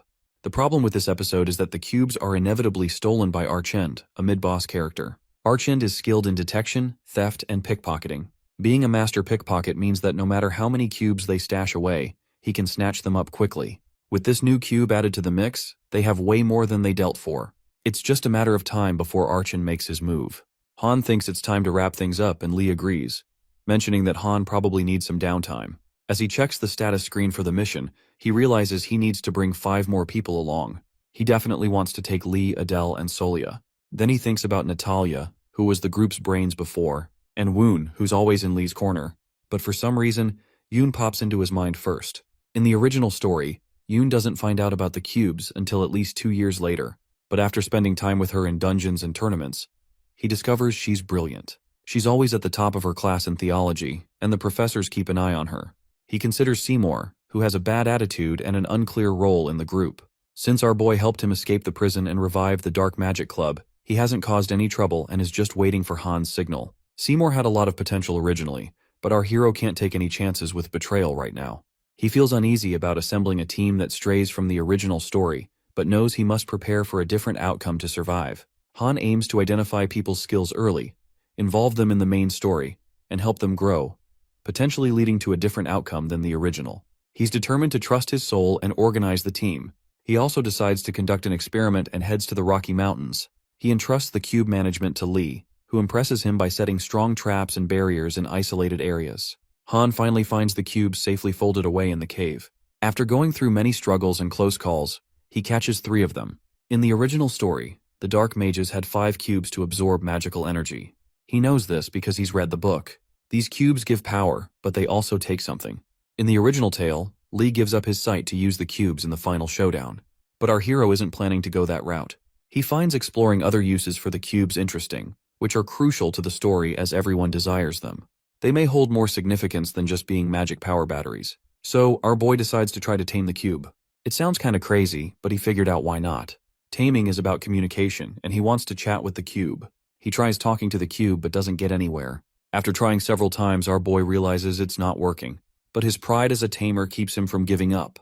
He thinks back to the basics of taming by showing interest and communicating, just as it says in the first chapter of the beginner manual. He faces the cube again and demands a response, feeling like he's losing his grip but nothing happens. He remembers in frustration how things got better with Basil when he called it by name. Feeling silly, he names the cube Square because it looks like one. Then it hits him what he's doing.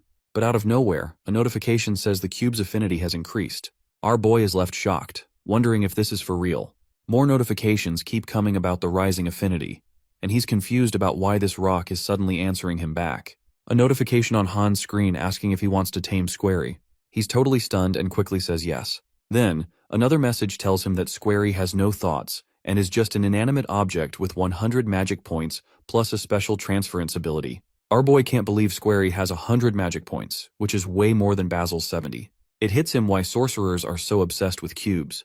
But while he's wrapped up in that crazy number, he forgets something important. He's just blown away that he actually managed to tame a cube.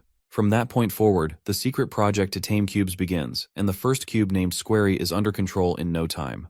But things get way trickier when he tries to tame the second one.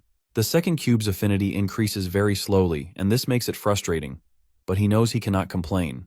With Basil, Closty, and Squarey backing him up, he's already leveled up more than the average tamer. If he gives up now, many tamers will be ready to throw stones at him. So he decides to just take it easy for now.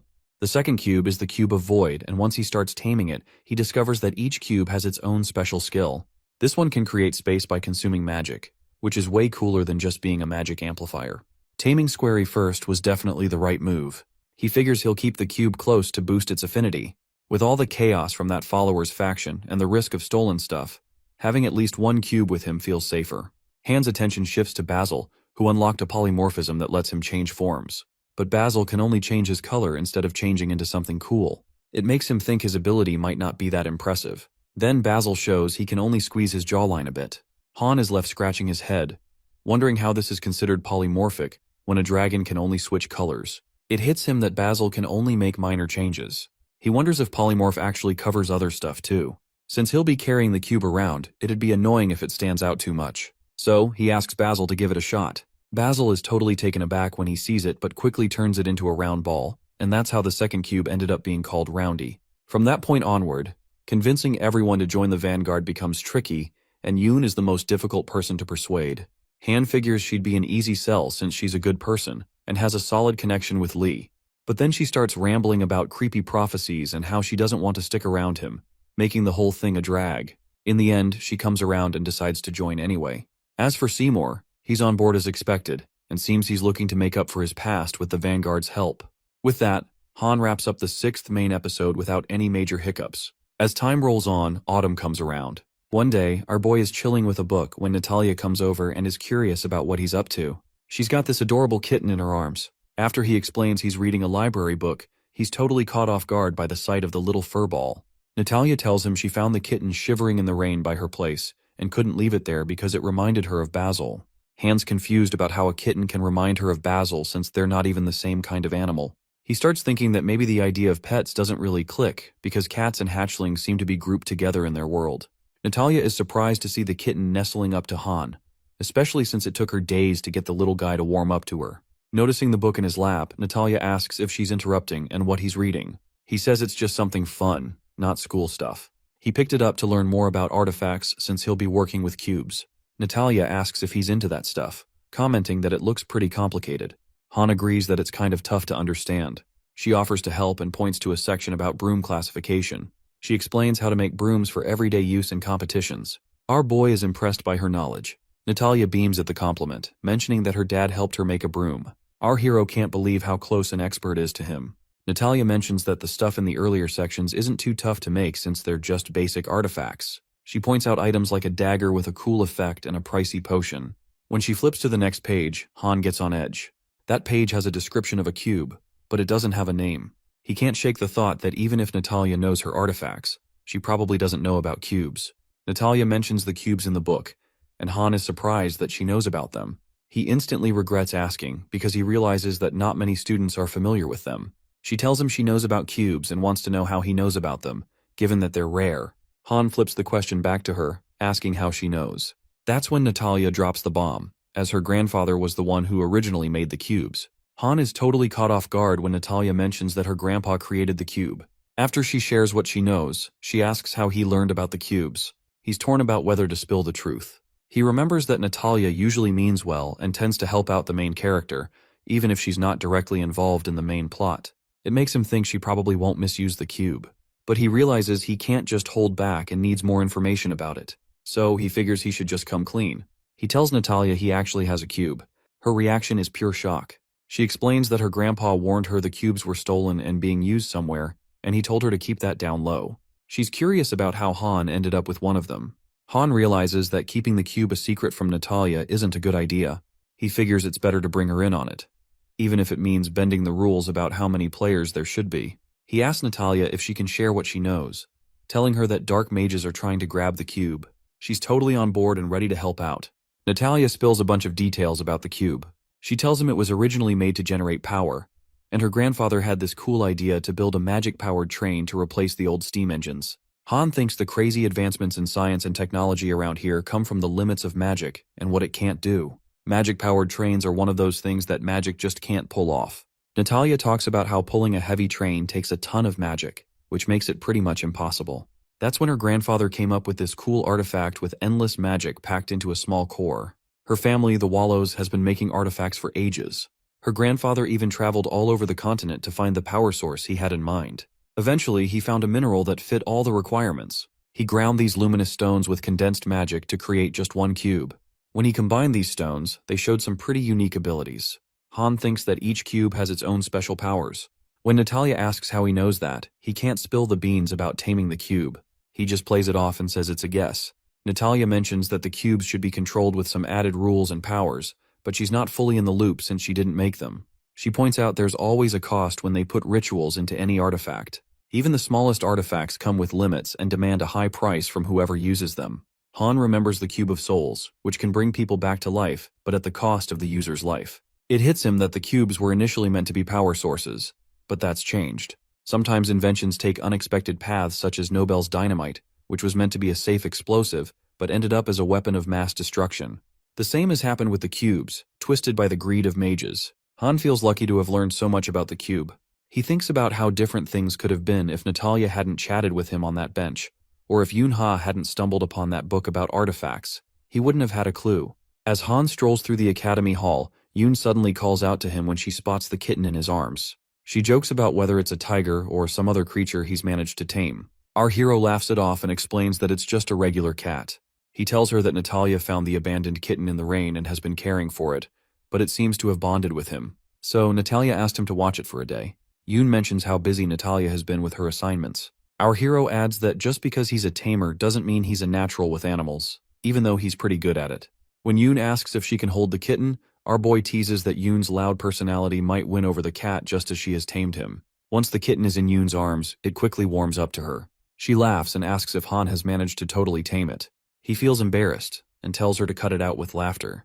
The kitten seems to really like Yoon, and she feels the same way about him. She asks if she can look after him, especially if he has no owner. Our boy thinks it's a good idea since he's always caught up in dangerous stuff. Yoon is a fortune teller and has a much safer gig. Plus, she mentions that Natalia was looking for someone to care for the kitten. Yoon gets super excited and hugs the kitten, saying they're now a family. Han tells her that Natalia has already picked out a name, Joy. Yoon thinks it's adorable and playfully lifts Joy up, promising to take good care of him. Han can't help but smile at this cute pairing of a fortune teller and a kitten. Suddenly, Han remembers that Yoon had been trying to find him. Yoon then explains why she was looking for him. She tells him she has some special news, and asks if he remembers his brother, Si-hyuk, from the astrology competition. She reveals that Si-hyuk is about to be assigned as an investigator for Ardell. After Han returns to his room, Adele tells him that Si-hyuk is now the new professor of magical manufacturing studies. She adds that he'll be teaching, working with the magic department, and doing his investigation stuff. Feeling worn out, Han asks how she knows so much about it. Adele explains that she's got a part-time gig as an assistant investigator, which surprises Han as he doesn't realize how busy she is. Then it hits him, and he asks why she's never brought up her part-time job with Si-hyuk. Adele thinks he should already know and wonders if she has to fill him in on everything. Han feels a bit speechless, admitting she's got a point. She doesn't have to explain everything, but he still feels a little out of the loop. He then asks if Si-hyuk has been busy with any cases. Adele says he has, mentioning that Si-hyuk's been looking into an unsolved case. She can't see the reports because students aren't allowed to access them, but she knows he's been on it for quite some time. Out of nowhere, Han hears a system notification pop up. He sees a new sub-episode assigned to him to help Si-hyuk figure out the mystery behind the Catablom case. Over in his office, Si-hyuk is going through reports about this case that has baffled everyone for years. A whole village mysteriously disappeared a decade ago. For Si-hyuk, the top prophet in the Ardell Empire, it's a tough nut to crack. He's got this prophetic magic that usually helps him see into the future, making it easier to dig up clues and solve cases way quicker than anyone else. That's why he's got a solid reputation and recognition from the Magic Bureau and the Empire. Still, despite all his skills, the Catablom mystery remains unsolved. The case is still a mystery because the Magic Bureau is trying to keep it under wraps. Si-hyuk usually avoids anything that might upset them, but he can't just brush this off. When he was a kid, he saw a prophecy that linked the Catablom case to things that might happen. Now that he's a professor at Ardell Academy, he's ready to dig into it. He's committed to discovering what really went down in Catablom 10 years ago, no matter what it takes. But he can't shake the feeling that discovering the truth might change him or turn everything he knows upside down. Han is thinking about this side story. He realizes that while the main plot focuses on the dark magic situation at Ardell Academy with all its risks and surprises, this side story drops in the Catablom case out of nowhere. He remembers that Catablom is probably where the girl Amenra talked about in the cave comes from. Adele used to really hate dark magicians because of the Catablom incident. She straight up killed Han when he became a victim of dark magic. This brings up some serious questions about why he died in the first place. Even though looking into this seems like a pain, Han is curious. He thinks he might pass along any helpful info to Adele. Still, he doesn't see a reason to get involved with Sehyok beyond their classes. Out of nowhere, Han hears someone say that investigator Sehyok is looking for him. A woman tells him to head over to Sehyok's office, and Han can't help but wonder why Sehyok never seems to let him take a break. Once he's in Sehyok's office, Sehyok drops the bomb and says he'll be attending the royal feast. Han's completely caught off guard by this. He asks Sehyok to break it down for him. Sehyok clears it up, saying that going to the banquet is part of their investigation. Han checks out the report on the Catablom case, and Sehyok explains that he wants Han to gather data at the feast. Since Sehyok is well known, he can't just start asking awkward questions about a case from a decade ago. He figures Han is the perfect person for the job. After all, he can blend in without raising eyebrows, and he is also Sehyok's younger sibling. Han sees this as a win for himself and decides to take on the side mission. He asks if there'll be any dancing or partying at the banquet, and Sehyok tells him it's an imperial shindig hosted by the emperor. Sehyok also warns him not to draw too much attention or cause trouble, especially about grabbing adults by the collar if he gets mad. Han thinks it over and figures the warning makes sense. A few days later, Han and Sehyok show up at the royal feast in the evening. As he looks around, Han feels like he's stuck in a fantasy world. At the banquet, our boy spots the chocolate fountain. He figures the whole thing should be as flashy as you'd expect from an emperor-hosted event. He thinks being at gatherings like this is key to getting to know people. After spending so much time in a hospital or being buried in books, this feels like a whole new world for him. While he's lost in his thoughts, someone calls his name. It's Professor Miller. He mentions that it's not every day a regular student gets to come to places like this and asks why Han is here. Our hero explains he's helping Sehyok with an investigation. When Miller asks what it's about, Han brings up the Catablom case and checks if the professor knows anything about it. Unfortunately, Miller doesn't have any info. Thinking about digging deeper for answers, Han realizes the professor is clueless. Then Miller asks if he and Sehyok are close. Han finds this odd but answers that he's not sure, though he respects Sehyok and thinks he's someone worth following. The professor sees that Han has some serious talent, but warns him to be careful. He points out that diviners can have shady sides and suggests not to trust them too much. Miller jumps in, saying it's just the ramblings of an old guy and to take it with a grain of salt. Han thanks him for the heads up, promising he'll keep it in mind. The professor heads out, hoping Han has a good time at the banquet. Han wonders why the professor brought up Sehyok out of nowhere. Suppose even someone like Miller, who's well-respected and connected, knows nothing about it. In that case, he starts questioning who else he can contact. Scanning the room, he sizes up people based on their looks since he doesn't know anyone there. He looks for someone who seems important and has a good vibe but isn't too intimidating. Just then, someone puts a hand on his shoulder from behind.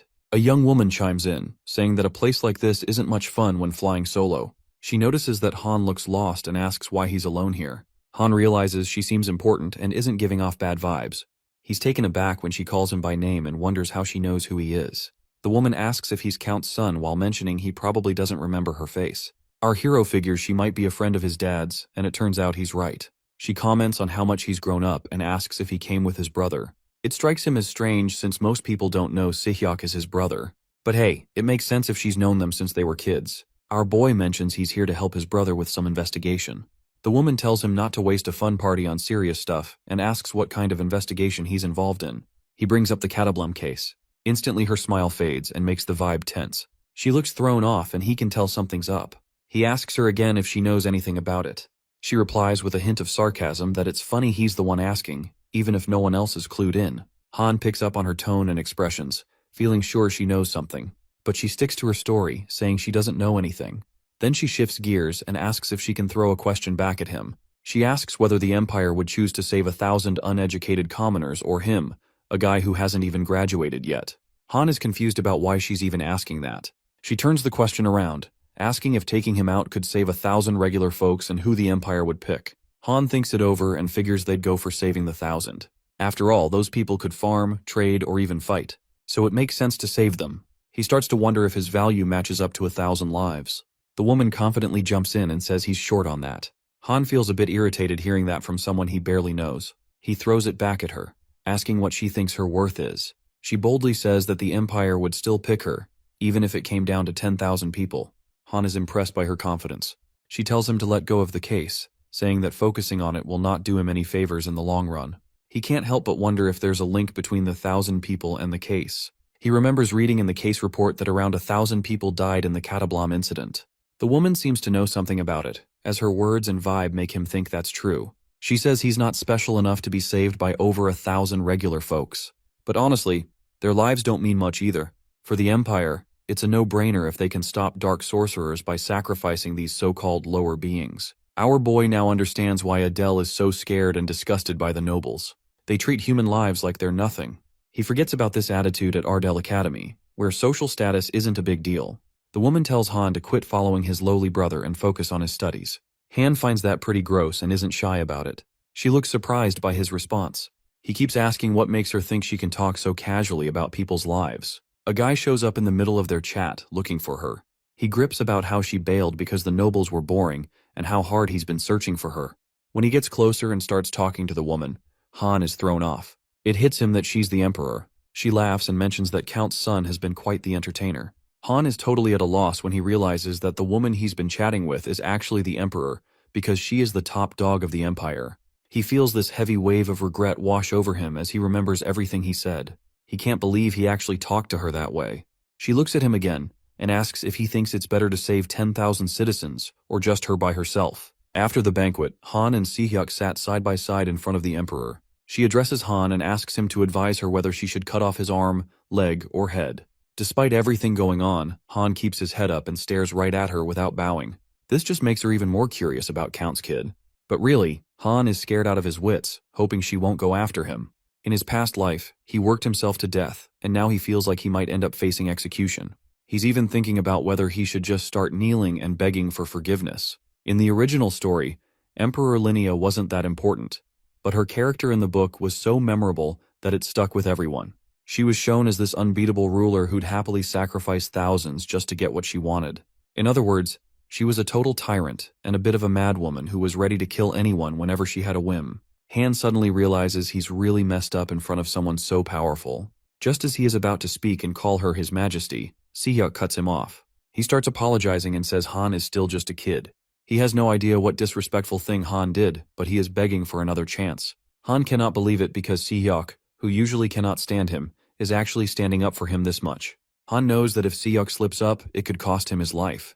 The Emperor thinks about whether she'll actually give Han a chance to survive. Si-hyuk makes a wild request and asks that if she decides to execute him, she should do it quickly so he doesn't have to suffer. Startled by this, Han starts to rethink what he thought about Si-hyuk being nice earlier.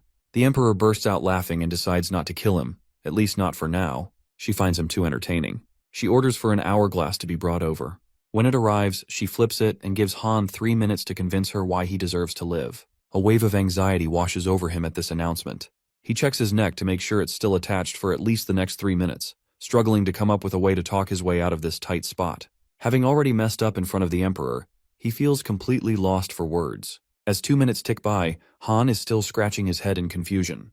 A status window pops up about this sub-episode, leaving him wondering if it's some kind of joke. But he knows this window always shows up when he's in danger. This time, it doesn't give him a straight answer, but rather hints that he should help Si-hyuk with the investigation. Realizing he needs to say something fast, Han claims he should live because he's an essential asset to Ardell. The Emperor shoots back, asking if there aren't loads of other talented people in Ardell. Han argues that he's smarter than the rest, but she counters that there are definitely people who outshine him. Getting frustrated, Han tells the Emperor to stop picking at him since he only has 2 minutes left. He says he'll explain it all slowly. This makes Si-hyuk nervous, worrying about how the Emperor will respond. Unable to gather his thoughts, Han presses on. He mentions that from their short chat, he's already figured out the details of the Catablom case. This grabs the Emperor's attention. He explains that the case isn't about dark mages cursing Catablom. Since Adele mentioned that the Emperor dismissed the commoners and buried her village over a mix-up about dark magic, Han puts 2 and 2 together and concludes that the villagers weren't cursed, but buried on the Emperor's orders. He figures that Si-hyuk couldn't have come up with this idea. The investigation papers claimed they had no choice but to bury supposed cursed villagers. But despite Si-hyuk's thorough digging, there wasn't any proof that the villagers were actually cursed. Han thinks that if the answers aren't clear, it's worth questioning the whole idea behind the case. He insists that none of the villagers were cursed and that the emperor must have had a specific reason for ordering the burial. Sacrificing those lowly beings for some purpose wouldn't have been an issue for her. She also mentions that Han remembers this clearly. He asks if there are any records in the Empire's logs that would show such a direct command from the Emperor. He suggests that someone close and trustworthy, like a major noble with a solid reputation, must have carried out the secret operation. Han hopes he's wrong but feels it's a real possibility. He wonders aloud if their father, Count, could have been the one leading the operation to bury an entire village. The Emperor pauses and then asks how he knows this. Han replies it's just a hunch. He picked up on her strong interest when Count Sun asked about the case. He believes the whole incident was kept super confidential within the magic department, and that even the documents were probably faked. Now he gets why this subquest dragged him into this, because the Emperor is the mastermind behind it all. In just 5 minutes, Han pieces everything together. He challenges the Emperor, asking if she still thinks there are more talented people in the Empire than him. But knowing better than to back her into a corner, he quickly adds that he could have found out even more if he had another 5 minutes. He wonders if her curiosity might be leading him in the right direction. The Emperor pauses to think about Han's words. She's impressed by his courage and honesty, which is why she decides to spare his life. As a reward for speaking so boldly, she hands Sehyuk the case reports. Inside the envelope is confidential info, and she tells him to handle it however he sees fit. Sehyuk promises to comply, and she tells him to go over the details in private. Next, the Emperor tells our boy to open a box with a fountain pen she's gifted him. Han can't believe the outcome of her meeting with the Emperor, and she thinks that feeling grateful is the right response to getting a gift. He eventually thanks her, and she points out that Count has raised his child in a very risky way. She asks Han why he thinks she gave him the fountain pen, almost like it's a riddle, clearly enjoying watching him piece it together. Our boy guesses that the pen is meant to inspire him to hit the books more seriously. He starts to think the fountain pen might be some kind of rare artifact since it comes from the Emperor. He figures it's a tool for capturing dark mages, and as it turns out, he's right. The Emperor comments that with his sharp words, he'll definitely find a reason to use it and reminds him to keep it safe.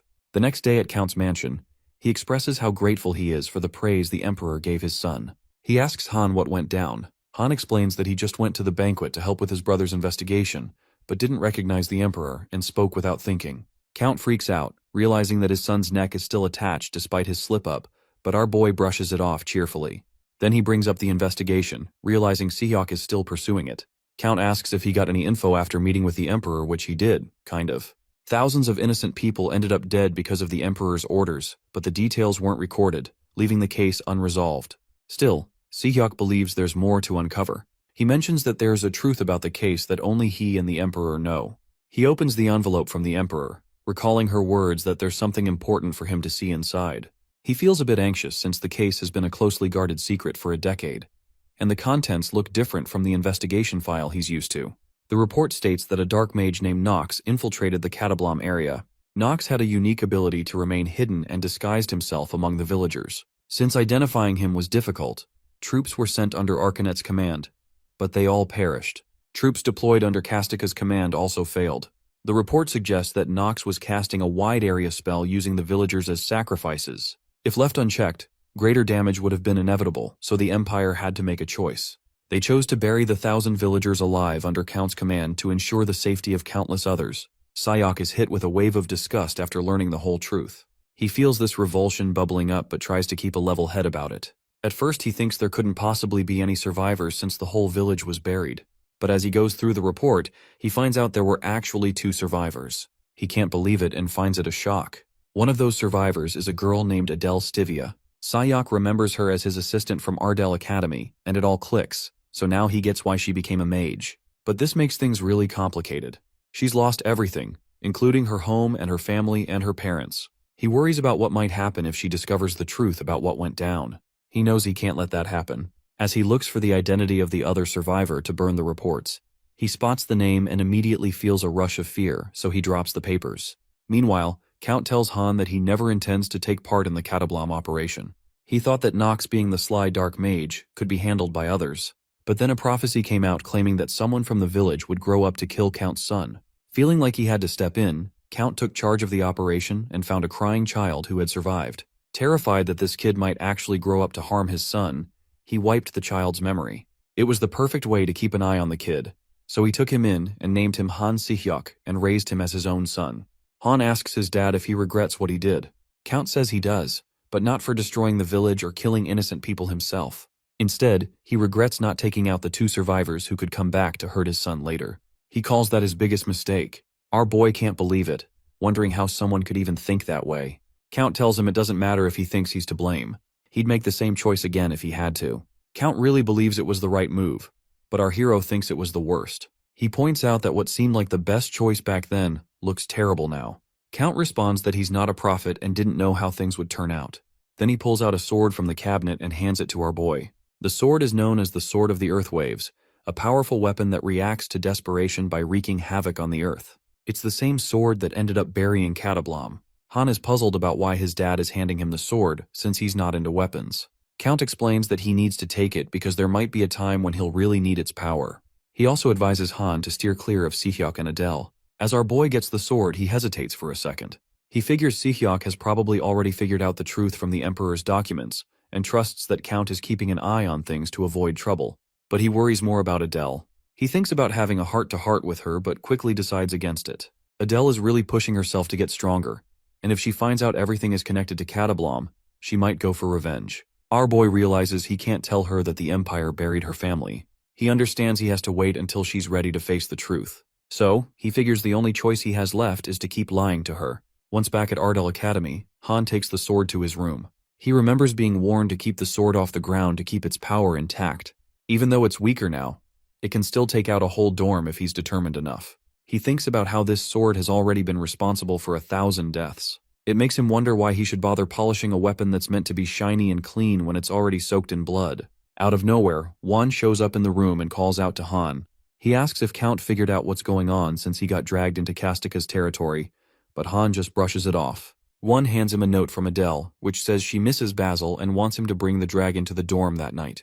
Our boy feels a bit thrown off, thinking maybe she's just using Basil as a cover to see him. He asks Basil if he's going to see Adele and starts to doubt if the little guy is really a dragon.